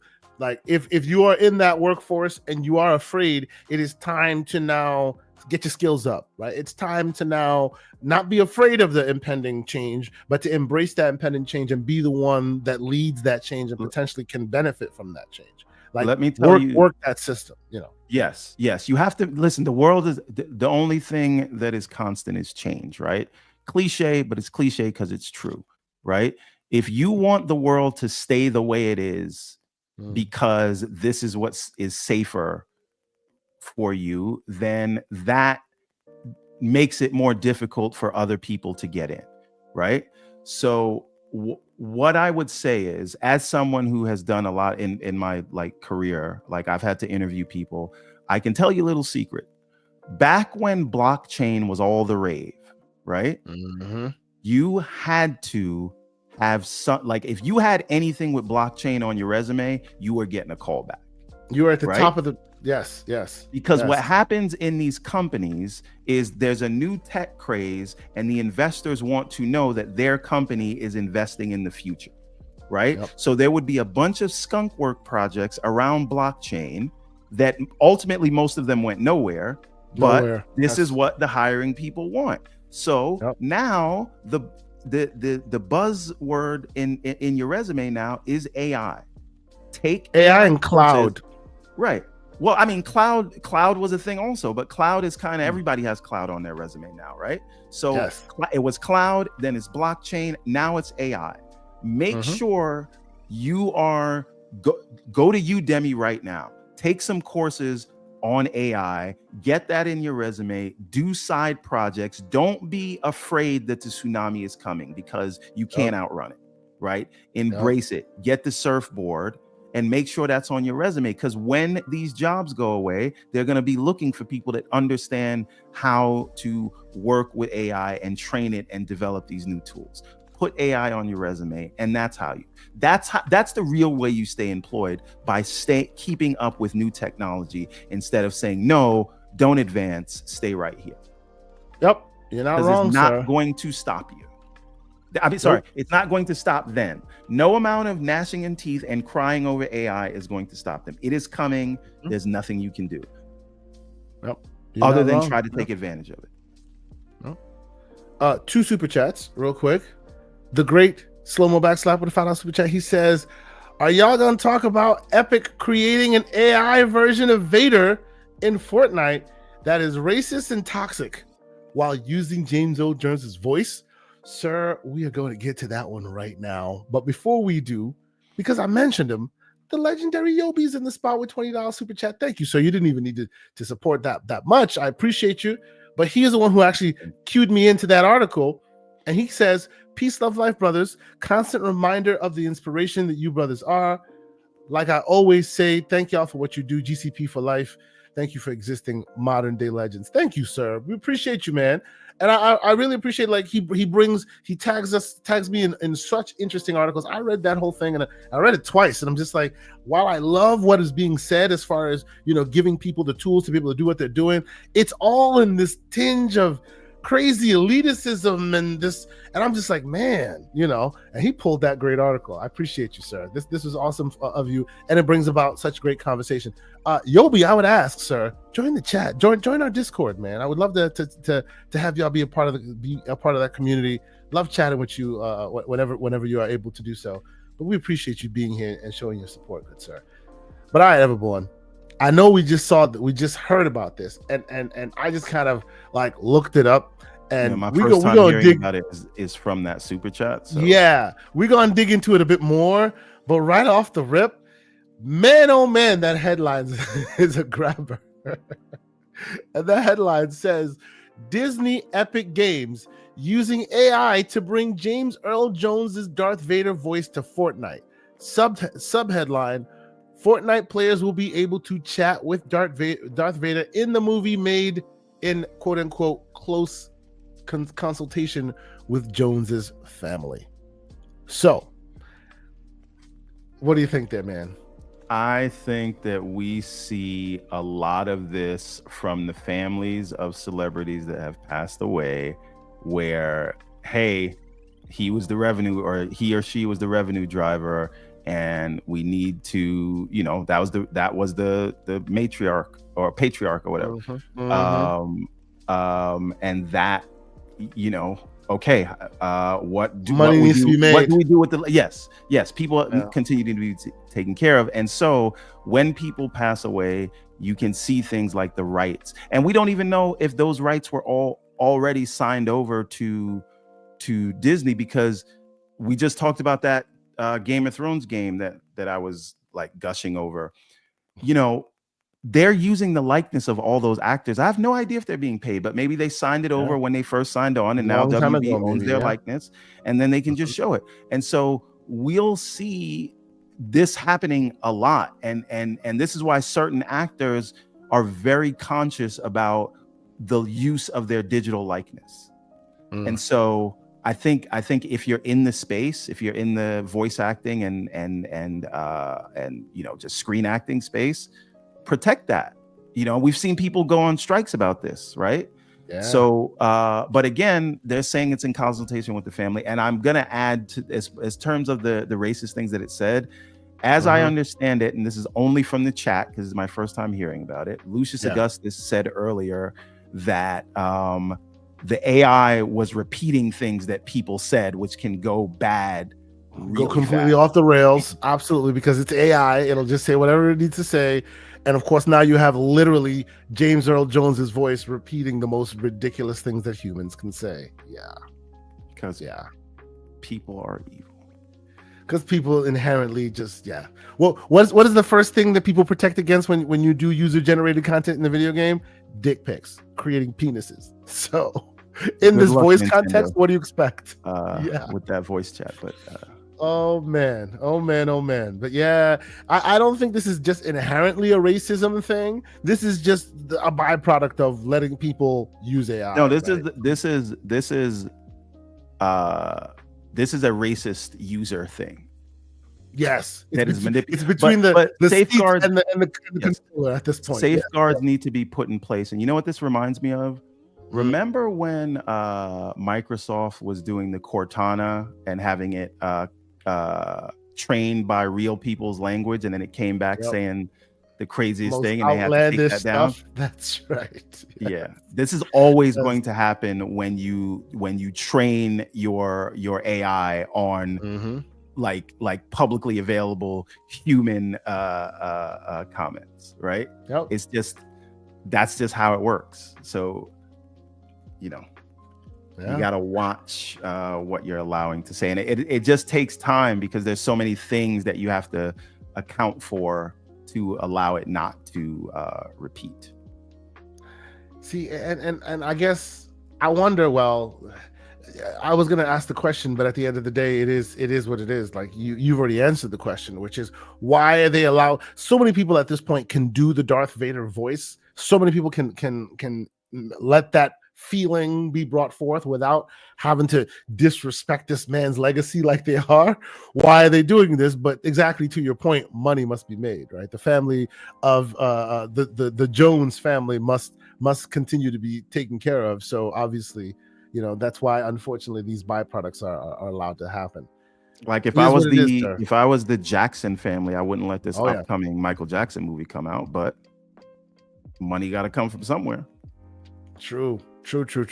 Most deaf. Absolutely true. Okay. Everborn Saga, sir. Before we get out of here, because we're rounding that time, and there are other conversations to be had. People in the chat, if there are more conversations, because we've been gone for a couple weeks, so clearly Everborn's been gone for a couple weeks. We've been gone. The show's been gone. So if there's things you want us to touch on, throw it in the chat. We will catch up on it. Everborn, you too.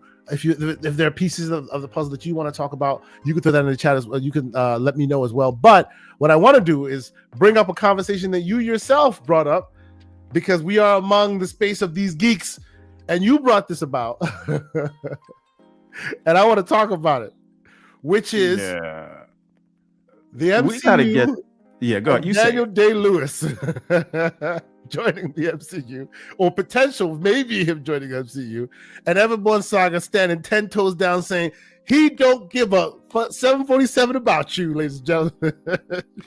What do you think?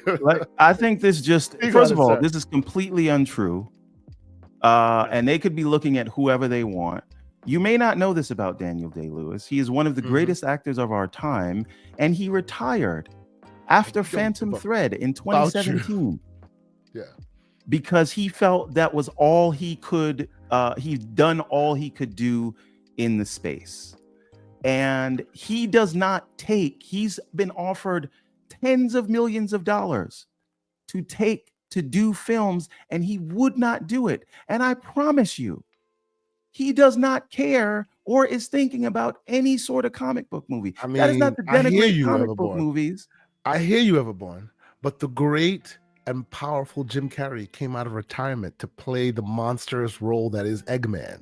So there's still a chance. Jim Carrey and Daniel who himself is a epic monster of epic proportion of his time in the comedy realm, of course. But still, once again, Jim Carrey and Daniel Day-Lewis are very different actors who have a I'm very just saying, bro. I am just going to read you Uh-huh. his last few of his filmography. Phantom Thread, Lincoln, 9, There Will Be Blood, Yep. The Ballad of Jack Rose, Gangs of New York. What The do you Boxer. think to the idea that if you live long enough, you will see all of your heroes eventually show up in clown costumes? Yeah, so here's the thing. I see in the chat like money can change people's minds. The thing is, there's some people where like if they're already rich, like you can't really offer them money, right? Because it's like what more are you gonna do? So what I'm saying is, if he had been offered 20 million here, plus money on the back end there, all this money to do certain kinds of titles, he's not going to take it. He doesn't do genre films. He's never done genre films. This is just not true. He's not going to do it. It's beneath Now, him. Now, his pinky is in the air while he says it is beneath him. I see that it's brought up. What about, and I can't even pronounce it, Anemone, which is about a family bonds between fathers, sons, and brothers are exploited as complex relationships unfold through the personal journeys and generational conflicts. This is a film that says he is slated for this this year, and it is Daniel Day-Lewis, Sean Bean. Let me ask you a question. Does that description sound like a superhero movie? No. But does it sound like his no, previous sir. That is you obfuscating. I'm sorry. They're just bringing that up because your first argument was one of the key reasons this can't be true is the fact that he retired, and now they're telling you about a film, whether it be a comic book movie or not, that he is slated to come out with soon. Okay, so that stops that. That's all they're saying there, sir. Come on, you know that's fair. The main point, which is he doesn't do these kinds of movies. Does it obfuscate that? Yes or no? That's a different conversation, sir. That's the conversation I'm having. Does Daniel Day-Lewis do these kinds of movies? No, historically he does not. But again, he also was retired, but he's releasing something new. So, you know, we stand to be corrected. I'm going to say it right now. Knees on the line. Daniel Day-Lewis is not doing a superhero movie. I will bet anyone who wants to. Pioneer, $2 super chat. Shout out to Pioneer. On the last topic, he says AI is a reflection of social construct. Is he wrong? Absolutely. He's not wrong. It is definitely a reflection of our once again, craziness. My main premise, I added that he retired after 2017. There is another movie. Okay, there's another movie, but that's not the reason why I'm arguing this. And I said up front, look at the kind of movies he does. He does not do these kinds of movies. Yeah, true. That is true. He does historically. He does not do these kinds of movies. That is no doubt on that. You know. But we shall see, right? It was just interesting that I saw that come up, and you were just 10 toes down right away. So I thought, you know what? Let's bring this up and see how he feels. If I had an 11th toe, it would also be down. It'd be also down. You'd have all his toes is down, ladies and gentlemen. You would have a better shot at Denzel Washington doing it. Sure. I would agree with that because Denzel's still also about that life. He's another great actor of our time. Yes, he is. Daniel Day-Lewis. Yeah. Don't get your hopes up. Sir, I want us to spend the last couple of minutes before we get out of here talking about PAX East. I want us to talk about what we experienced. I know you and I don't tend to be out there as the great 108 Dragon says, we ain't always outside, but we was outside this time. We got to meet the great 108 Dragons. We got to meet Scrub Nurse. We got to meet you got to meet Hargeet Chani, who was out there as well. So salute to those great brothers for being with us. But yeah, we discovered our nice little interview style. We got to speak to a lot of really interesting developers. In the background, I should let you know that some of them are talking with me. We will potentially have some of them on the show sooner rather than later to actually talk to y'all and show their wares in person. So it'll be real cool. But yeah, Everborn, What'd you think? Talk to the people about your experience at PAX East. There's a lot of footage that I have not put out there yet. A lot of footage I will put out. So yeah, what do you think? I think we should just talk about like our highlights from the show, like the games. Please. Absolutely, yeah. As you all know, I'm a whore for a good Metroidvania. Easy lay. You whore. Okay. There's a game there called Gigasword. Yep. It is a Metroidvania. Gigasword is about a character with a sword, but the mechanic behind it is so interesting because the sword, you need it to attack, but there are certain things in terms of swimming, agility, and unlocking things where the sword is, you're going to have to put the sword down. So it's the sort of risk reward of, do I put the sword down? Now I'm in danger. I can't attack, but I need to swim, because if I try to swim with the sword, it'll weigh me down. Right. And so it's similar to the mechanic in Twilight Monk, with the character with the hammer, the one that looks like Ariel with white hair. The one that you were thinking of getting your ninjas out for? Yes, I recall. Yes. So yeah, this is it here. It's a solo developer. He's been working on it for like 5 years. Man after my own heart. I just think that this is catnip for me. So if you're into Metroidvanias, this was one of the most interesting new Metroidvania IPs that I've seen in a little while. So I'm pretty excited about this one. The developer journey is great, and the mechanics are super interesting. The style is there, bro. The swimming levels, you can definitely tell this dude was about that Nintendo life like us. You can tell the energy of TMNT is there. You can tell the Super Nintendo energy is there. Like, you could definitely tell this man like made those games to remember the things that we remembered, and it's a theme. A lot of that was in that event. I really loved what we saw. I wholeheartedly agree with you. Gigasword is awesome. Hopefully we can get him on the show one day to talk more about it with us. Yeah, what do you think? No, absolutely. We'd love to get this guy on. And in the chat, BT Mavericks telling me to check out Crypt Custodian. It's a great death door like. Yeah. I know Crypt Custodian. Yes. Also a very great game. Yes, really good recommendation. Okay, so I am going to take your word for that. And yes, you should put that on the list. Yep, add it to the list right now. As we're talking about highlights, I will talk about another highlight of mine. And it's not to say that one game is better than another or anything like that. I just loved the energy of the developers. I loved where they came from, their story. Cyberlitch. Oh, wait. You know the game? Custodian is from Kyle Thompson. I know this guy. We've talked in the DMs a few times. Okay. He's the maker of Islets. Yes, he is. Follow-up game to Islets. Yes. So you know him. Yeah, I remember you were talking about that. Yes. I was trying to get him on the show a while back, but just super busy. He used the same engine as you do for No, I mean it's Unity, but there's tools within Unity that you guys similarly use. Yeah. But yes, real quick while we continue, Cyberlitch, if you haven't checked it out, awesome developers. I really loved their energy. A bunch of guys having a great time, decided to put together a game that speaks to their energy, speaks to their heart. And as soon as I saw it, I was like, oh yeah, this thing is special. You can definitely tell. Everborn Saga, obviously super excited about it. We saw the interviews. If you haven't had a chance to check it out, I suggest you do. All of these, if you haven't checked it out, please wish list them. These are the guys who literally need your attention. These are the guys who literally need your attention and need your patronage in order for them to survive. Right? They do not have a publisher yet. That's right. They have no publisher. After we left this booth, we were like, bro, Xbox needs to call these people.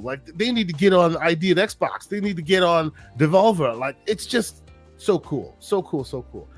This is Cyberlitch, and it's Cyber without an R, without the ER. So SYBR Lich. It's in. If you haven't had a chance to check the channel In the description, you will see the link to the YouTube channel, to the Steam page rather, and wishlist it because they need that. They need. It's not just a thing that is good to have. Them specifically, these things really matter when it comes to the conversation with publishers. They also have a Kickstarter that's popping off because they're not going to wait till a developer or a publisher rather comes for them. They're going to try and do it themselves. So they have a Kickstarter that they're starting up for this game specifically. It is such a, you can tell, labor of love by interesting people. And they're putting a lot into it.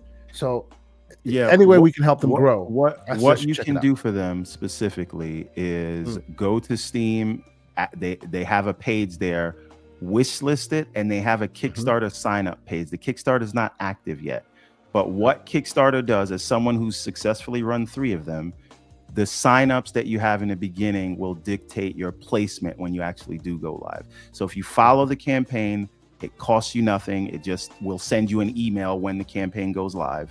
That would help them out tremendously. So Cyberlitch, put it in the chat. I will. I'll look for the Kickstarter. Yes. I want to get these guys on. I want these guys to come and sell their wares to you guys in person. They deserve your attention. Like, the energy of the game is just wild to me. Super cool, like interesting stuff they have going on. And as we talk about, since it's indie energy, they can do things that the corpos, right, can't do. And what do I mean by how you that? Refill your mana bar, sir. Exactly. Right. If your health is going down, you refill your health by walking into any and all, like there's a bunch of what do you call it, stands strewn out throughout the level, and you can bust one of the stands open and grab a burger and eat it, and that burger will sustain your health, right?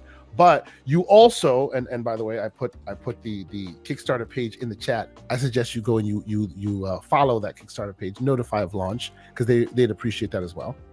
You also have Gun from Hell, brothers, by the way, from Brooklyn. Yeah. You also have a gun from hell that has bullets that you reload from hell, obviously.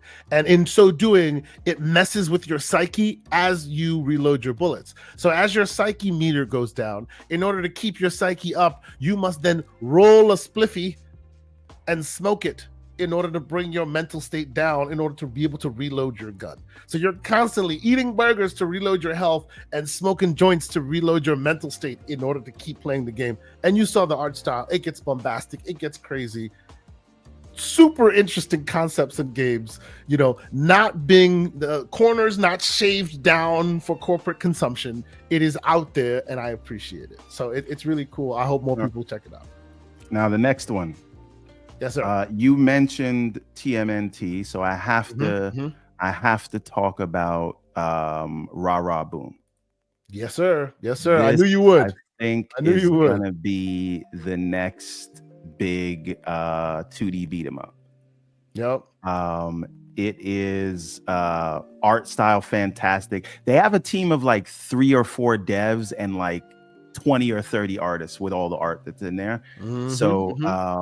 They had a really cool booth set up. They did some cosplaying, but when you see the production value, the way the combos work, very, very interesting. Like, I say TMNT, but the better way that I would compare it, do you remember the sort of X-Men Children of the Atom? No, there's an X-Men like a scroller, side scroller, the arcade one, the one in the arcade. Yeah, I remember Children of the Atom. Yes. Yeah. You drop in, drop out, bunch of guys. I like, my distinct memory is somebody always chose Magneto, and he would like do a status effect on the screen and blow everybody away. I totally remember that game. Yes. Yeah. You'd always want people to drop in with the quarters, because that's the only way you survive. You cannot survive with less people. Yes. Yeah, I love it. Yeah. And again, just look at how the UI works. Look at the super moves. I'm really, really excited about this game. I love the Streets of Rage energy as well. Yeah. I think. Yeah, but it's more fast paced than Streets of Rage. Streets of Rage is sort of slow and methodical. Shredder's Revenge, TMNT, that is very sort of like almost like comedy style, but this it's doing something different. So I wouldn't say it's either of those, but like you can see it. It's I think this is gonna be a big deal. There was another one that is also good and I think worthy of checking out, which is Toxic Avengers. Also, no, it's not Toxic Avengers. Crusaders. Toxic Crusaders, yes. Yes. That is, and I wonder if that's a playoff of Toxic Avengers. But well, it is. The characters look so familiar. No. See, what you're not understanding, and this is exactly the same problem that say Sonic has. Everyone knows Sonic, the video game. Well, Sonic the character. But whenever we start talking about Sonic and his band of merry protagonists, that's where you don't know. The Toxic Crusaders is the Toxic Avenger and his band of merry men. Okay. All right. So the Toxic Avenger is in it, in addition to other characters in his oeuvre, as it were. So there it is. Understood.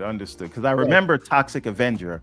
Yes. It's not what do you call? But Toxic and he's Avenger there with his mop, but so is everybody else. Yes. Yeah. This one is closer to a Shredder's Revenge than True. I would say Rah Boom is. But again, really, really fun game. They had an arcade setup, and we were doing 4-player at the show. Again, you can see here the animations of it. It's very it's really Teenage high. Mutant Ninja Turtles, Yes. 90s energy. Yes. So I thought it was real cool as well. Yeah, and remember, right along the lines of this, if you recall, what was the other game? the demo's out for this now anyway, so you don't have to take our word for it. You can actually try out. Yeah, you can play that right Toxic now. Yes, Avengers right now on Steam. Neon Inferno, similarly in that same lineage, was a standout. Am I wrong? I think we talked to the devs for a little bit. Yeah, Neon Inferno was Yeah. more of a I think like a old school Super Nintendo Double Dragon, not the one that we just got. It's like it felt like Contra mixed with Double Dragon, if that makes any sense. And again, the art on it, again, super high. Both of these are from Retroware, by the way. It's a publisher that kind of brings back these old stuff. So this is also New York developer, right? Some New York developers in the spot. Yeah. Shout out to New York. Yes, sir. As I said, the show was very inspirational for me. Yeah. But yeah, it's a beat 'em up, but there's a lot of sort of set piece elements like you see here, and it's guns as well. So I love the slow down time mechanic that comes from a game that was made on, oh my goodness, it was made on Game Maker, Katana Blade Zero. If you've seen Katana Blade Zero, if you've played that before, this game looks a lot like that. Has a lot of its like visual energy, a little bit, obviously pixelated, but very distinct art style. Katana Blade Zero was really big. Obviously, you can get a Steam version of it, super cheap. Really big on PlayStation, on Switch rather. And they had that slow down time mechanic, so you can hit the bullet back at the person. This seems to have that same one as well. It's real cool. Yeah, one other thing about that game is they do a really cool thing for some of the boss battles where it kind of turns into like a shooter, right? So it's like now you're in the foreground and the enemy's in the background, and you have to aim. Yeah, this does that too. That was a super interesting mechanic that really caught my eye. Yeah. One other game. Now this is not an indie game, but man, oh man, we got on it. We know where you're going. The Crimson Desert people. Yes, sir. Indeed, we did. Indeed, we did. Who do we talk to? Remember who we talked to? Will Powers. That's right. That's right. You never forget that man's name. And so, like, this is like, at least again, from what was shown, we don't know what it'll be like when it comes out. We don't know how full featured it is. But in terms of open world, doing anything you want, voice performances, this is like a The Witcher if you added a fighting game style combat system. Yeah. Very high energy in the combat. Beautiful visuals. I have no idea how it's going to perform, how optimized it is, but in hindsight now that you've seen what you've seen, don't you think that the Pearl Abyss folks should have gotten the Game of Thrones IP instead of the others? I'm just saying. Well, this is another thing. They are doing in this game all the things that I loved about the Game of Thrones game, but with AAA production value. Yes. Absolutely. You see this, you're body slamming people. You got these like ninja type things. This game, and again, they're doing this stuff in real time, right? These aren't like, oh, here's a scripted cutscene. Here's a presentation from GameSpot, and they have a bit more footage because they got some extra footage that we weren't able to get. So I'll show that as well. But yes, keep talking. Like amazing game. So being able to go anywhere, ride anywhere, jump off of high mountains, glide, all these things you can do. Even the platforming in the game is wild. So it's not, they made a specific point about this. This does not play like a Souls game. It's not that sort of slow and methodical. It is like attack, parry, combo, dodge. You have a lot of tools at your disposal to take care of all the enemies you want to take care of. Like the way he described it sounded a lot to me like Phantom, not Phantom, like the other game that Phantom was Blade. Phantom Blade. That's the one. Phantom Blade Zero. Phantom Blade Zero. The one that's coming out on PlayStation, where you start off with dangerous enemies, but you are a badass from jump. You got the tools. You can block. You can parry. You can slow down time and get your arrow out. You know, you can do it all right then and there. If you have the skills, you can take down whoever you need to from jump. That's what it sounds like. And Pioneer, and with the $2 super chat, we appreciate you. Crimson Desert seems too good to be true. I absolutely agree. And full disclosure, we could have played it, but the line was too long because that's what everyone wanted to see. The line was longer for this than it was for Elden Ring Night Ring. True. Yes. But they had screens outside of the gameplay that they were showing in the thing, so we got to see that. Why are we showing Zelda here? This is GameSpot's footage. I guess they're doing comparisons. Shout out to GameSpot using their footage. Yes. So from everything we've seen, like they're doing it. This is why I say I don't know how this is going to perform. I'm going to be running it on a 4090, so hopefully I can at least brute force it. Two things they said that worries me. Because we gotta be keep it a buck. We haven't played it, but two things they said that made me go. One, I've heard that some of the controls kind of reinvents the wheel, and that's Pearl Abyss, right? They do so much with their control set, like so much that character can do and they started really PC heavy, and as such, sometimes the translation is a little bit unusual for those who are used to this. Right, so there's some reinvention of some of the fundamentals of the control scheme that we have to get used to. We'll see where that goes. That's one thing that made me go, we shall see, but hopefully they'll allow us to do some remapping.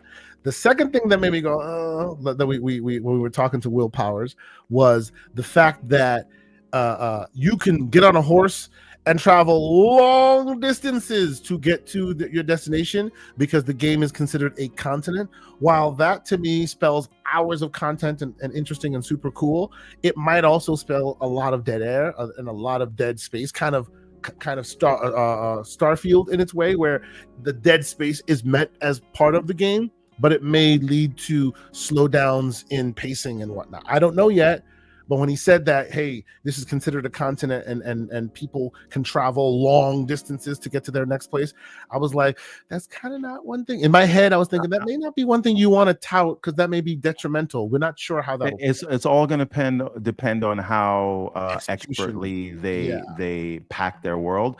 And I'll give Avowed some credit for that. They did something in Avowed that when you were on a journey traveling somewhere, it wasn't a big open world, but when you were in these open zones, that anywhere you looked, there was something to find. And when you found a little crevice, it was always worth your while.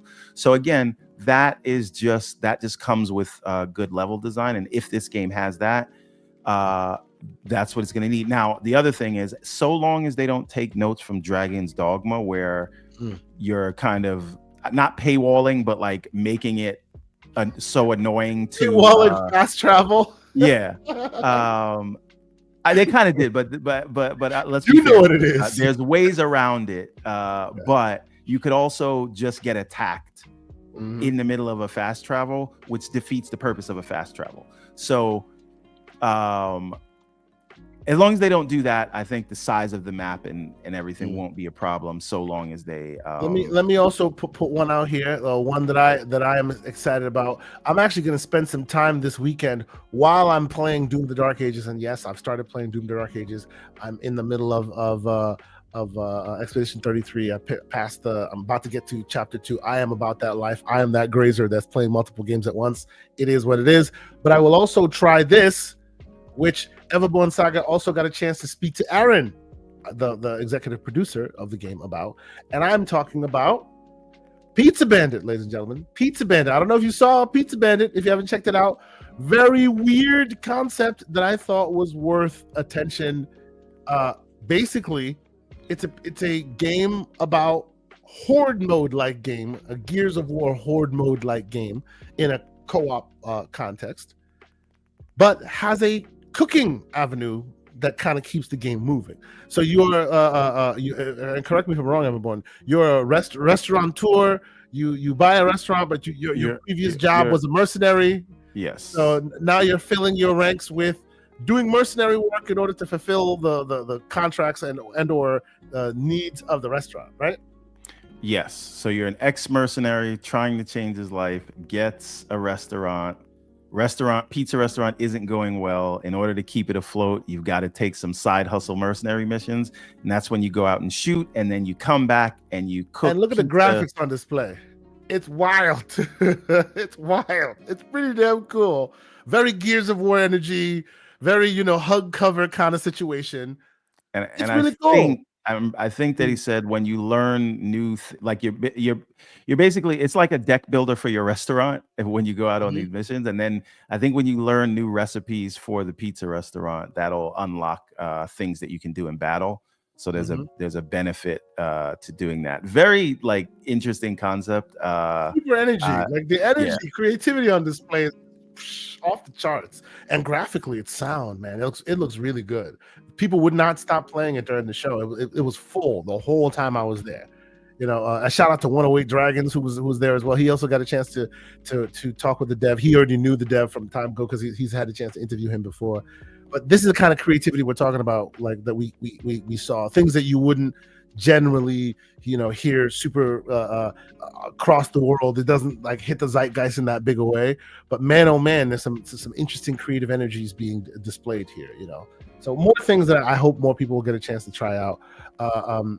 They were generous enough to give me access to the playtest of this, so I'll be playing some of this weekend.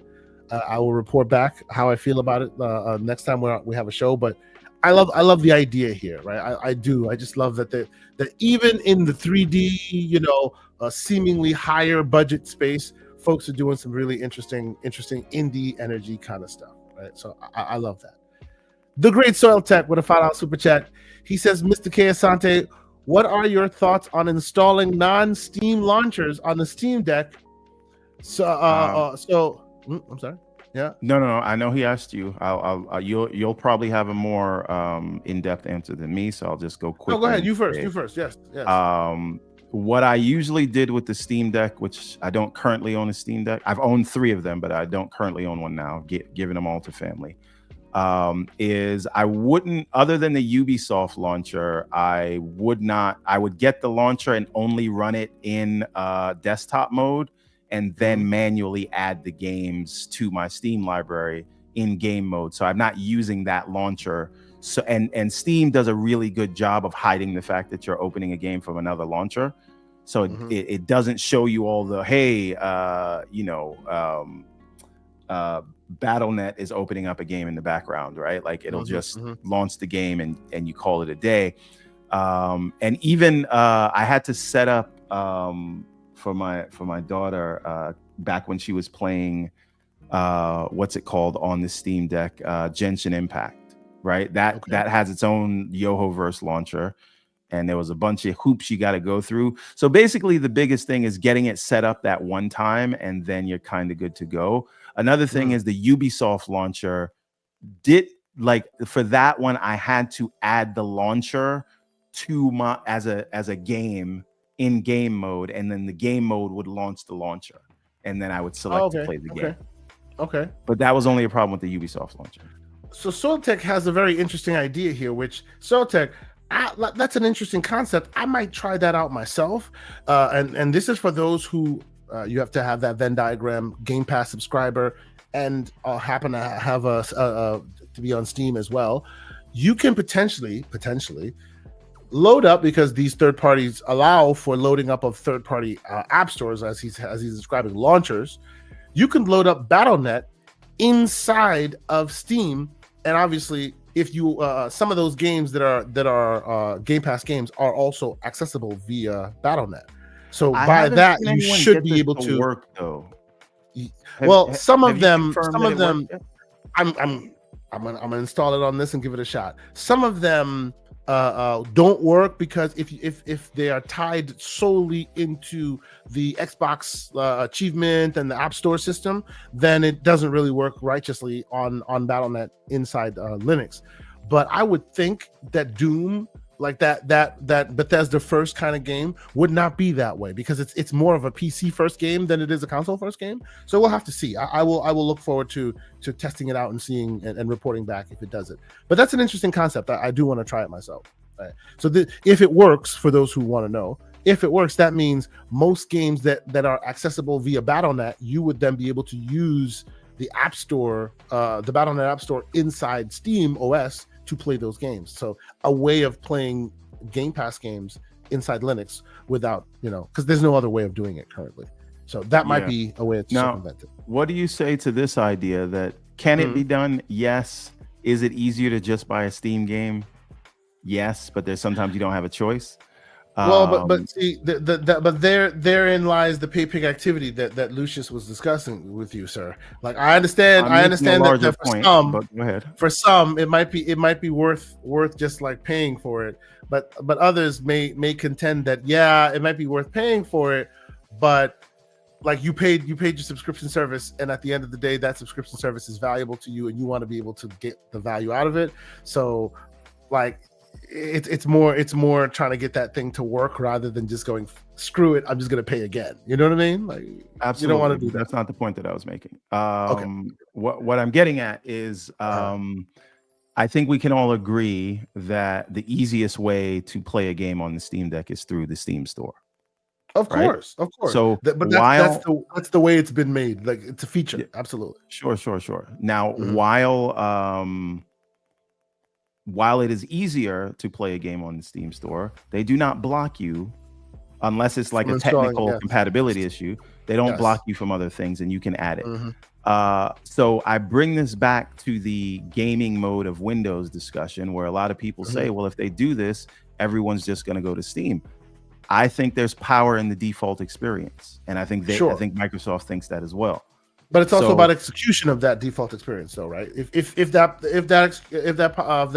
default experience is executed expertly as it needs to be, then that power of the default will win. But if it's not, right? Because you specifically, Everborn Saga, talk about it pretty frequently about how their execution sometimes is lacking, and as such pushes people to the competitors. The devil will, of course, as usual, be in the details.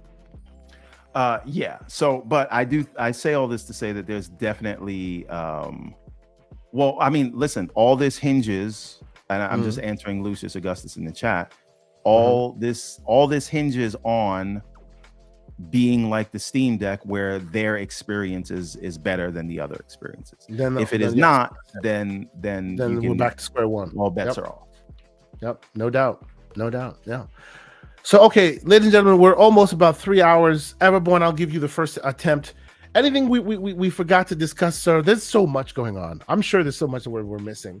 But let me give you that chance. Anything you've been wanting to get off your chest for the last couple of weeks that you haven't been here, that you just want to make mention of before we get out of here, sir? I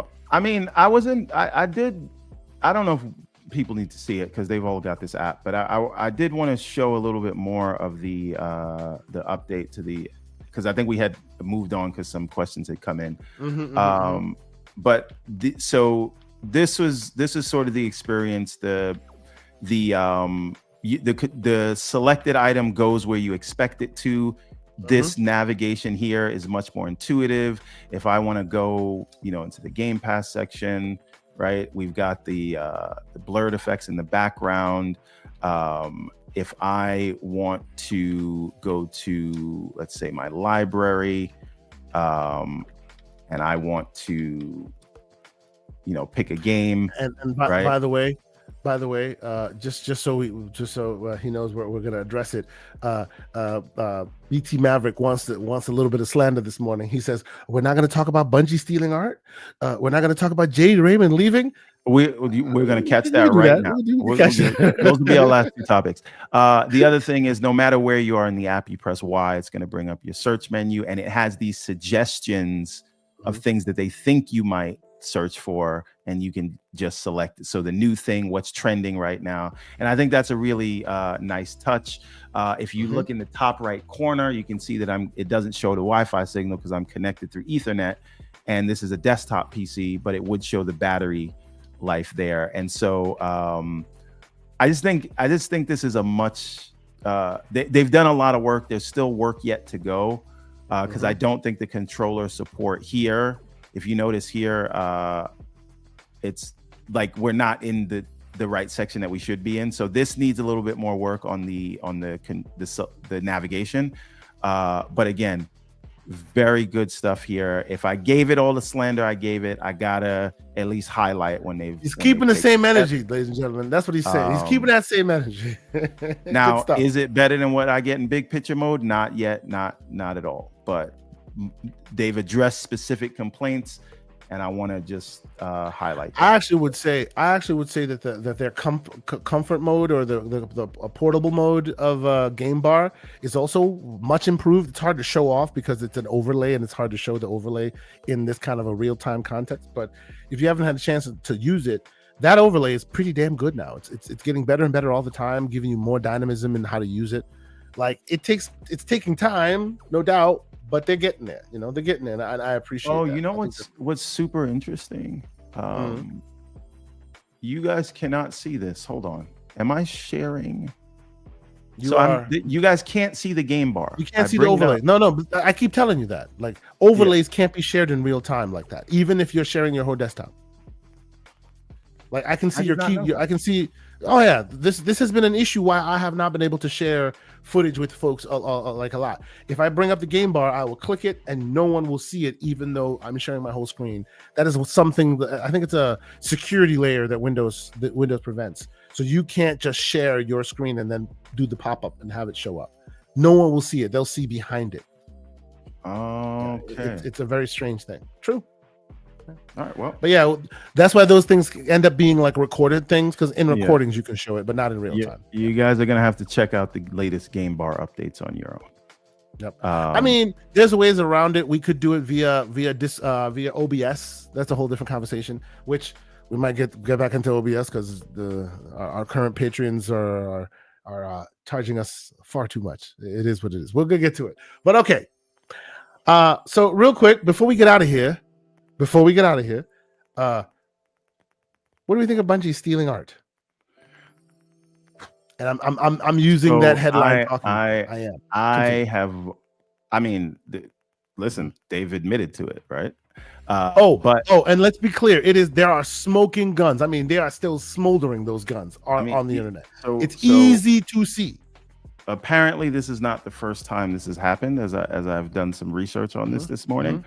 There are other instances of where they've taken art from creators and put it in their commercial work.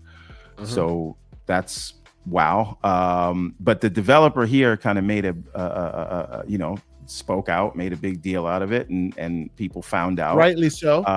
And again, as you said, he basically put watermarks of watermarks of a this loss meme, minimalist loss meme. So it's the same image that's in these. Literally, things. her name is in the name has Right. been lifted. Her name lifted from her artwork in the video game. You can pause it, and her name is there. Yeah. Like there's just no hiding. And key people at Bungie follow her. Right? Yep. And and now Bungie has come out, acknowledged this. They say they're doing an investigation to see if anything else is there. They say they want to make this thing right with her. The question is, what is going on in your pipeline where this thing can make it all the way to production and you don't have any checks in place? We are talking so rigorously all week, every week about AI and how it's doing this, how it's doing. You don't have AI filtering through all of your art assets just to see if there's likenesses on the damn internet. That is low-hanging fruit. You're quickly you're trying to replace human jobs with this, but the thing that it can do better than most you're not implementing. That is just really weird. You have to get this slander before you go and investigate. This should have been day one. Like what? Schools have tools that when you write a paper, how much of this is plagiarized, right? Like this is lowest of hanging fruit. The lowest of hanging fruit. But I think it's a larger issue with this, right? Because the entire claim to fame of this new marathon game is this very distinct art style. Yeah. And if that art style comes from something that you took from, like, how do you compensate the artist for that? Yes. So the root, the fundamentals of this game do not belong to you. The fundamental root, which is the style of this game, does not belong to you. So dang, what does that mean? Absolutely.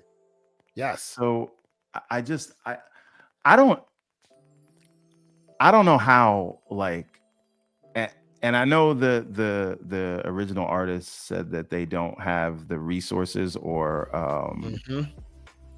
to fight the case. Yeah.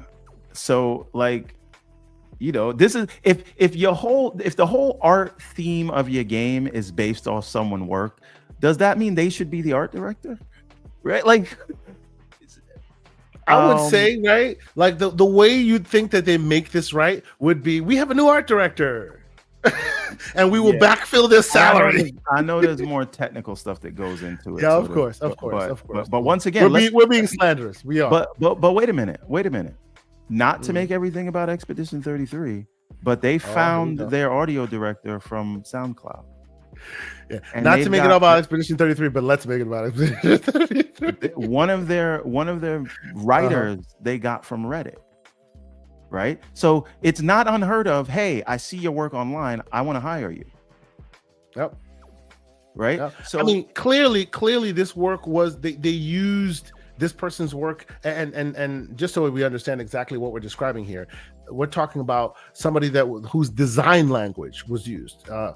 For those who understand what design language means, if you've used Android phones recently, for those of you who have a better understanding of it, think of the iPhone, the Xbox UI, right? They had the Metro UI design language. Yes, it's basically how you visually will represent all parts of your operating system and or your thing in visual language, right? So they what the assertion here is, they took this person's design language, right, which is fundamentally the way this game is represented to everyone from the moment you see it. So if you've taken or borrowed the design language, you've kind of stolen this game whole cloth, like from a visual perspective from someone.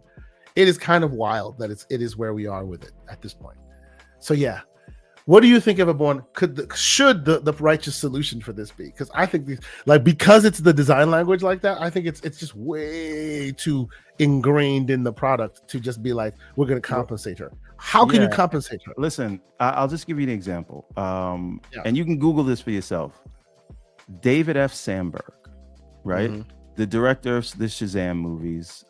He's done a few other things as well, but he got into Hollywood from a film called Lights Out, right? Mm-hmm.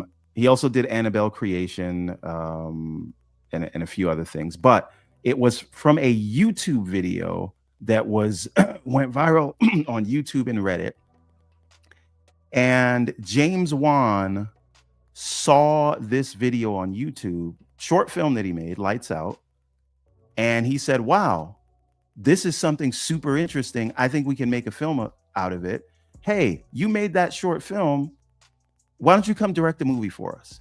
He directs Lights Out, a horror movie based on his short film, and now he's directing superhero movies and other James Wan things. And so it's not unheard of to see someone, a small creator's work online and say, hey, if you want to use that work, you think it's of value, bring them on board, see what they can do. That's not what happened here. And so, and even if you were going to use their work to inspire you for a mood board, you don't think you reach out to that person and say, hey, come in. Would have cost you almost nothing. So they can apologize, and they said it's based on an artist who no longer works there. You can't leave this to the fault of a single artist in your thing, because once again, that artwork that this person who you want to take the fall for you, that made it all the way up. And how does that happen? So just so you guys, we are all reading from the same sheet of paper here. This is the artist. This is the design language she made in 2017. And if you look at some of the design aspects, like so the white and red here that you're seeing on the screen, this is her design. This is her ideas, right? These are her designs. These all are her designs. And then with the pointing is in game where they are referenced. Literally her name lifted from inside the video game, pulled from here, the original design language. And like there's many avenues where you can see that it wasn't even like, oh, we used it for the mood board. No. We put it on the mood board and then took it off the mood board and put it into the video game whole cloth. That still would have been bad if they inspired their work off of someone else and didn't even contact them. Like, sure, it would have been in poor taste, but you would have been like, fine, right? But the idea that work makes it into the thing is a big deal. Yeah. And that these filters could not have been caught. Like AI catches this on a daily basis. And the retail version. Once again, I know indie developers use work that they find online all the time, but when they do it, right, it's not like they were in like an asset store where you could buy a license to use the work. And maybe that license is pennies, right? Because there's right now, if you're working in Unity and you can go to the Unity asset store and someone will sell you like sprite sheets for background characters in a 2D game or 3D animations that you can buy or sound things that you can buy and put in your production game. But you paid for that and they put it on offer to sell in that asset store. And you have a certain license to which allows you to use that. That's not what we're talking about here. Nope. This is her putting her ideas out some time ago, her specifically putting kind of hints and cheats into her design language for fear of it being stolen. And then, it's like the equivalent of you putting a string on your door before you leave and you come back and the string's broken. That's what's happening here, right? Somebody messed with your shit. That's my one. That's literally what's happening here. And then obviously who messed with it? Huge corporation who could have and should have been able to afford it. You know what I'm saying? Yeah, and once again, this is not the same thing as getting an artist's work that they offered for sale in some kind of an asset store or itch.io or wherever, right? That's not what this is. This is an artist published their work. You could have called them, you didn't, and you took it. And you took it, right? And now that you've been called out, now it's a conversation of, well, we're gonna figure it out. We're gonna see how we fix this. But my question is, because it's such a fundamental like removal, like this is not a piece of the work. This is the design language of the work. Imagine somebody came out and said, "Oh, Windows 8, that whole design language, yeah, that was me." How does Microsoft compensate you for the design language of Windows 8? That's the whole thing. That's obviously there's more to it than the thing, but that's how humans interact with it. It's the whole ball game for retail. So how do you compensate somebody and go, "Oh yeah, it's cool, we took this piece"? It's the whole piece. What percentage do you compensate someone to make them feel whole about that whole game that will, and we all know it, this is a live service game that will potentially live on forever if it's successful. You will see this game forever and a day get more perpetual content, use that design language over and over and over for 10 years plus if it's successful. When will the person who you stole the original idea from be like, okay, I'm good now? You better put them on the payroll percentage forever. That's what it seems like to me. I don't know. It's tough, bro. Yeah, It's but tough. but again, if somebody who no longer works there, I wonder as of when they no longer work there. Yeah. Is it as of this information coming out, or was it before? Or do they no longer work there because this was found out? And if it was found out, why was it not removed right away? And again, they've got to put processes in place to make sure that somebody's not, listen, at work we do software development. There's checks and scans on our code that we aren't like taking proprietary code from something else, right? Like it's it is what it is. Lord Negatron, $5 super chat. He says, again, in NBA speak, Bungie is Sony's. Man, why y'all doing this? That's not cool, bro. It sounds like he's speaking French. I don't know NBA speak. Okay. Well, for those who know, it's a little bit unfortunate slander for a Saturday morning, but I'll allow it. I appreciate that. All right, now let's do Jade Raymond and let's wrap it up. And let's get out of here. Yes. So Jade Raymond, recent news, right? And this is the second time. Am I wrong? This is the second time where a huge splash was made of her joining a team or joining a project, and then no product came out, and now she's going someplace else. Last time, if I'm not mistaken, it was with Stadia. Am I wrong? Oh no, it goes back further than that. I think Assassin's Creed 2 was the last, or I can't remember which Assassin's Creed was the last one that she actually shipped.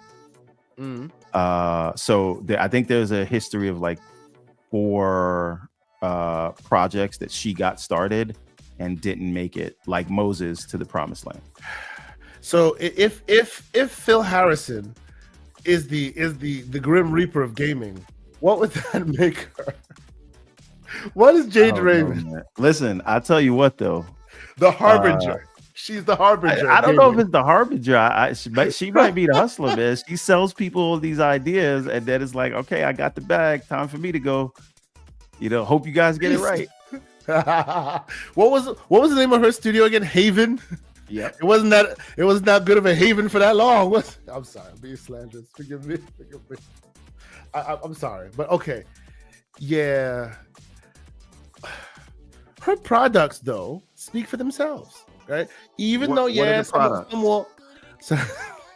Stop looking down and being slanderous, sir. If you're gonna be slanderous, put your eyes on the screen. I'm trying to get my receipts. This is why. He's like, what are the products? I would say even if it's only one product in the form of Assassin's Creed, that IP is strong enough even to this day to where that could be her claim to fame forever, right? Just like we haven't seen a product from Amy Hennig in a while, but her attempts or her contributions are even to this day not to be denied, right? It is what it is, I mean, I just think it's interesting that in recent years, the only time you hear her talk be spoken of is a new studio or a new initiative never actually closing. Like she's proving to not be a closer. I mean, so just what I have here in 2015. So there's Lucius providing some of her hits. Did she ship Watchdog 1? Yes, she was leave there before when it they came out? shipped. Okay. She was there when these are all the things that were there when she was there when they shipped. Like she was part of the project. Okay, so she was at EA Motive on a top secret project. Started in 2015, left in 2018. She was at Google Stadia Games, which she left in 2021. From 2021, she started Haven Studios, sold it to Sony in 2022, and has now departed in 2025 before the game shipped. Um, I'm a hustler, baby. I'm a hustler, baby. That's what it is, man.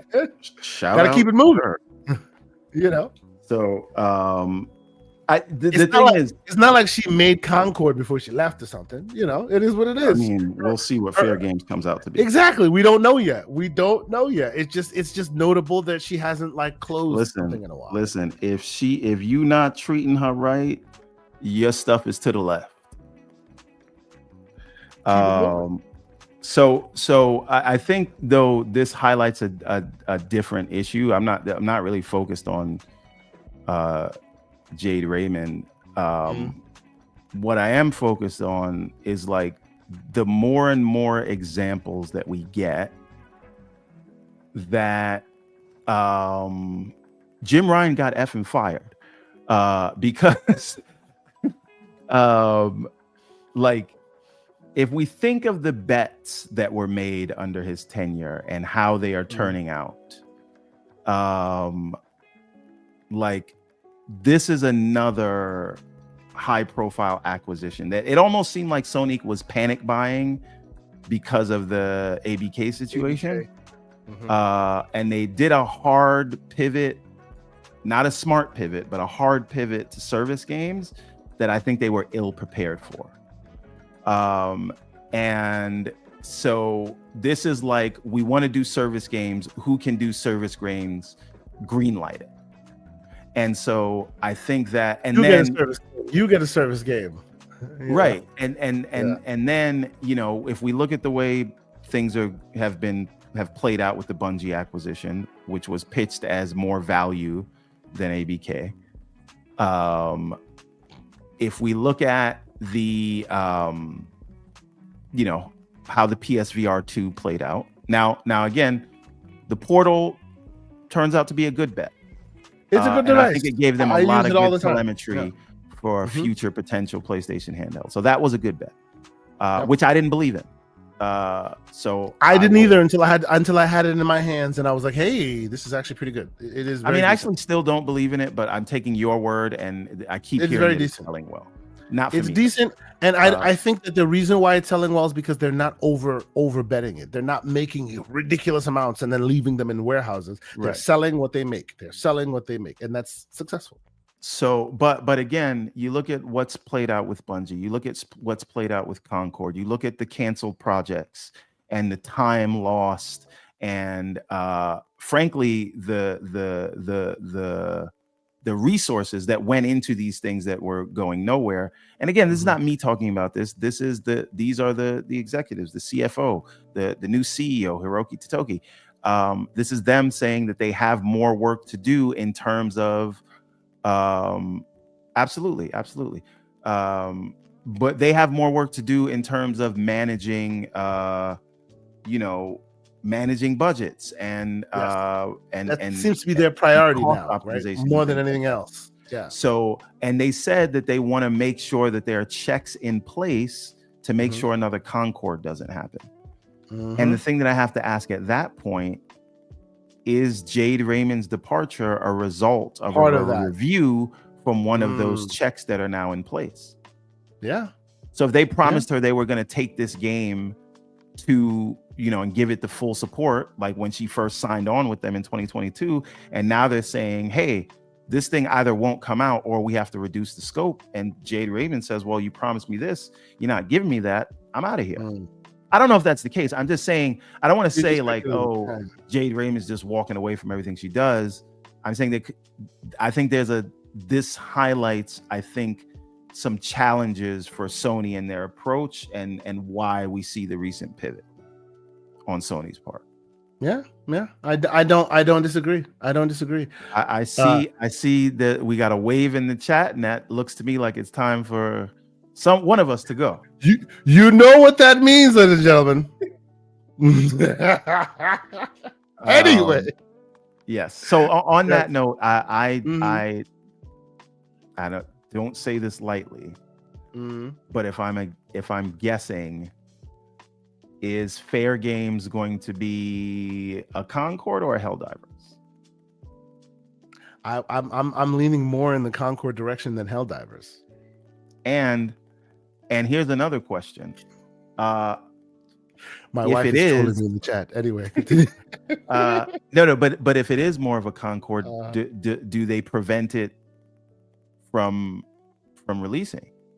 Well, but that's the thing, right? I'm thinking that instead of preventing it from releasing, maybe they recognize that it could potentially become a Concord, and now they're making different moves, right? Like if we see it become a free-to-play game, if we see them make different overtures, maybe that's them learning the lessons. Not sure they're there yet, but these moves, as far as like like saying Jade Raymond and the rest, But I mean, is interesting that they're making these changes. If they were going to shut the project down, you would think Mm-hmm. Jade Raymond, being at the top, would know first, and Yeah, maybe and says, would "I don't peace want to out." go through that because I made promises to these people." Mhm. I'm just saying, when you see the studio head leave, it is many It is times notable. a precursor. It is to- notable. Listen, It Shinji is the Mikami, canary in the coal mine. Shinji Yes. Mikami left Tango. What happened after that? Right? Yes, it is the canary in the coal mine most of the time. And once again, when we're talking about these challenges, their biggest hit in the live service space was Helldivers. And we've just seen Arrowhead say, yeah, our next project's not going to be with Sony. Yeah, true, right? They were so big. We will work with them again. Yeah, it was interesting. But our next project is going to be completely independent. Right? And again, if the pivot is back to single player games, one thing I'd like to mention, everyone. You started your videos in PAX with the one and only Kay Asante, and she took slander. Yes, there's another one here. Yes, That's true, because her name is Kimberly Asante. She took offense to that. I should warn you. When we saw the video, she's like, "There's not just one and only. I am Kay Asante as well." That is true. I did not think of that, and I'm so sorry. This will be corrected in the next round. There you go. The one of two Kay Asantes. Yeah, thank you. Thank you for diluting my brand even more. I appreciate that. Thanks. All right. Hey, when they say she's your other half, this is part of what that means. Now, Yes. some would argue better half, but that's for the public to decide. But yeah, it makes me wonder if Arrowhead's next project is not going to be with Sony, then what does their live service push amount to? Well, but think about it though. Their next project won't be with Sony. And what history do they have? What expertise do they currently have? They have playfab expertise. Yeah. Think about that. By the way, their only claim to fame, they were with Sony, but their development pipeline was fundamentally built off of Azure. And their next project won't be with Sony. Now, Mr. K, I think Hidden Rogue points something out, and you are now cooked, because I will henceforth refer to you as the lesser Kay Asante. Sons of bitches. All right. All right, we'll move on. Sons of I think that's a good note to close on, to be honest with you. Yeah, on that note, my show is done. It's been a good show. You can go ask for the other Kay Asante and the lesser Kay Asante. Sons of. Anyway, all right. You know you're not going to live that down. This is going to be worse than Captain Keys. Yeah, fantastic. I hate you all equally. Anyway, all right. On that note, ladies and gentlemen, watch the content, man. Watch the content. She says that she'll accept that. I hate you all. I really hate you all. Really. Watch the content. We have a lot of great content on the YouTube channel. I think one or two still maybe be scheduled to come out. I want to make sure I clean the last bit of it out, up and print it out. I also want to do a little vlog video content where we show you a lot of the background stuff. I know some people have been asking for that, so we'll definitely show you a lot of that background stuff as well. Hargeet Chani was in the spot. Scrub Nurse was there. 108 Dragons was there. The Great Everborn Saga was there. Thank y'all so much for making that whole thing super successful. There will also be a write-up on thegamingcircle.com. I haven't had a chance to do that, but I will sit down and I want to, crystallize my thoughts on that whole PAX situation and how it was. For those who appreciated what we did there, thank y'all so much for the contributions and the support and the encouragement. A lot of people came out of the woodwork, both in the community and people who we chat with on a daily, and people we don't really talk to all the time, and they all showed their appreciation for the content. Everborn, I think by and large that speaks to your great style and your great energy and what you brought to that as well. So thank you, good sir. If y'all want us to do more of that, let us know. All that stuff encourages us and spurs us on to do more of that content that you want from us. All the members, all the super chats, you don't know how much that helps us. The more of that we get, the easier it makes those decisions for us. A little bit of the background here. We did this pro bono on our dime. Mr. Everborn Saga, who lives on the East Coast, spent a lot of money to come out there and support. I bought tickets to get there. He drove out there, hotel rooms, the like. We did all that. We love the content we put out, and we're gonna do more. But every time y'all feel the need to defray some of those costs for us, become a member, super chat here and there, it is so appreciated, because that helps us for next time. Everborn, what are your thoughts, sir? I would like to ask, this is something I've been badgering you about a long time. Chat, community, it's about 200 of us here. Should we set up a Patreon so that we can do more of these things? Would you guys support us? If you will, we'll do it, and we can do even more of that. Because I'd love for us to do things like go to Tokyo Game Show, go to have coverage at Gamescom, the showcase where we can do more interviews. And speaking of interviews, we are working to get interviews from nearly everyone that we have interviewed with. We're trying to get them all on the show, and they've all expressed interest. Personally, I'm working on an interview with the one and only VG Fight School soon, so we may get him on the show. We've got our eyes on some other people, and the more of the coverage that we can do and traveling to events and things like that, the more credence it gives the work we're doing, and that will allow us to secure bigger interviews and ask the questions that we don't think get asked a lot, especially in some of the tech space, because a lot of the times when you see these interviews, you don't get the greatest focus on the tech, and so I'd love for us to be in certain spaces where we can ask the kind of questions that you guys want to hear. And I just kind of love to grow what we're doing. And so part of it is we appreciate everything. We appreciate all the members. Part of it is we appreciate every super chat we get. We appreciate every comment we get. And if a Patreon works for you guys, then we'll do that. We want to set it up because it'll help us do that. Right. Yep. So that's really what, because we want to take this thing to the next level. Other than that, well, go ahead. No, please finish your thoughts, sir. Oh no, I was just gonna shill for this brand new Charged and More shirt, which is available right now. And that's the reason why I was asking you to finish your thought, because I too was going right there, and I was gonna let folks know that if Everborn Saga's shirt does spur you to want to make a purchase of your own, you can get 15% off that shirt, because he doesn't want to charge you more, even though he agrees that we should charge them more. That's the whole point. It's charge them more, not you. Not you. Them. That's right. There's us, and then there's them, and they get charged more. Right. That's right. And you can definitely check it out. Go to Everborn Saga's website. All the books, great books. Right, you guys have been part of the community. Scroll down to the apparel section. I want to show some of the new holiday line. You click on apparel right there. Yeah. All right, very cool stuff. We've began working with Adidas and Champion as our print provider. So we give them the designs, and then they put it on their quality of ink and shirts and things like that.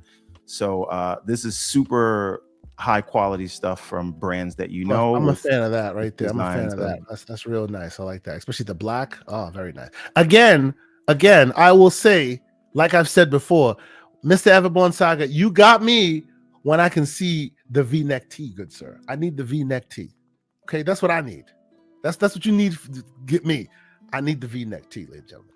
It is what it is. So but we just content. did this. Yeah, we just did a whole new sort of design. We removed some of the old designs because we want to keep like a running flow of things. So it's like this is the fall line, that's the spring line. You got to get it during that era, or the designs change. So, but yeah, high quality stuff. Brands, you know, with RP partnered with them. So it's not just apparel. Obviously, you've got comics, you got everything else, but we did a lot. I hear there may be other things coming. I've seen some other things that might be coming. We will some talk physical about things that that might be coming when the time arises. Right, absolutely, yes. And last go ahead. Last thing I'll say is we have a bunch of places we're going to be. So it's not only the gaming stuff, but we will be at the Garden State Summer Comics Fest. That's in West Orange, New Jersey at the end of June. In July, we will be in Miami at Florida SuperCon with the Everborn stuff. And then in August, we will be at Anime NYC. And in October, we will be at New York Comic Con. So we're nice. Trying to expand the shows that we go to. We're trying to do cross country stuff, get into all the shows we can, so we can meet the people, let more people know about the brand and all that jazz. Shake babies and kiss hands. Yes, I understand. All that, yes. And of course, as for just GCP in general, we will be in June. We will be at the community showcase. Now, Everborn will not be able to join us. The situation did not allow for it, but we will still be in the spot. And what am I talking about? I am talking about the initiative that is started by the one and only Ben Kenobi. A lot of our the community will be in tow. We're all going to be there representing. You can, and I'm pretty sure there is still raffle tickets available. You can go to the Community Fanfest, communityfanfest.com. I will put it in the chat if you haven't checked it out. communityfanfest.com. There's a good amount of raffle tickets to be won, and if you win, you get access to join us. And literally, food, drink, activities, all included. Now, you must get yourself to said venue, but once you're there, you're part of that community, and you won't have to pay for anything that day. And there's a lot of cool stuff planned. Oh boy, a lot of cool stuff planned. Can't tell you a damn thing about the whole thing. I would just ask you to look at the entire community here, all the photos. I'm part of that as well as others. Some interesting things are afoot. So shout out to the great Ben Kenobi and the awesome folks who are putting this together. You can check out who's doing it. A lot of the great members of the community. Shout out to Aisley Bowden and the rest of them who are all part of this, who are putting this down. And I'm happy that I'm part of it as well. And I'll be in LA in June as part of this as well. If you haven't had a chance to, and you think you can be a part of it, and you think you can be in LA, why not? Just jump in here, get to the middle of the page, and basically get yourself a raffle opportunity and potentially join us. All right. So there's that. Otherwise, GCP wants to be around, wants to be doing a lot of these shows and stuff as well. So you'll see us in all the various shows that will potentially be hitting off this year, before the rest of the year is done. There's still talk of potentially PAX West. This might be a PAX year for us, so it should be interesting. Keep up with all our ongoings. Again, final plug. Join the Discord, ladies and gentlemen. We have so much fun in that Discord. There's so many great folks in there having awesome conversations. Be a part of our Discord. It's something that we do on a weekly, daily basis throughout the week. So join us. But otherwise, I think we're good, man. Shout out to the great Lucius Augustus who joined us, who was not having Everborn slander, so he had to come out here and defend his own honor, and we appreciate him for doing so. Shout out to the great Everborn Saga. And for myself, I think we're done. Unless there's anything else, we will see y'all next week. That's it, right? Peace. I have to be in orbit.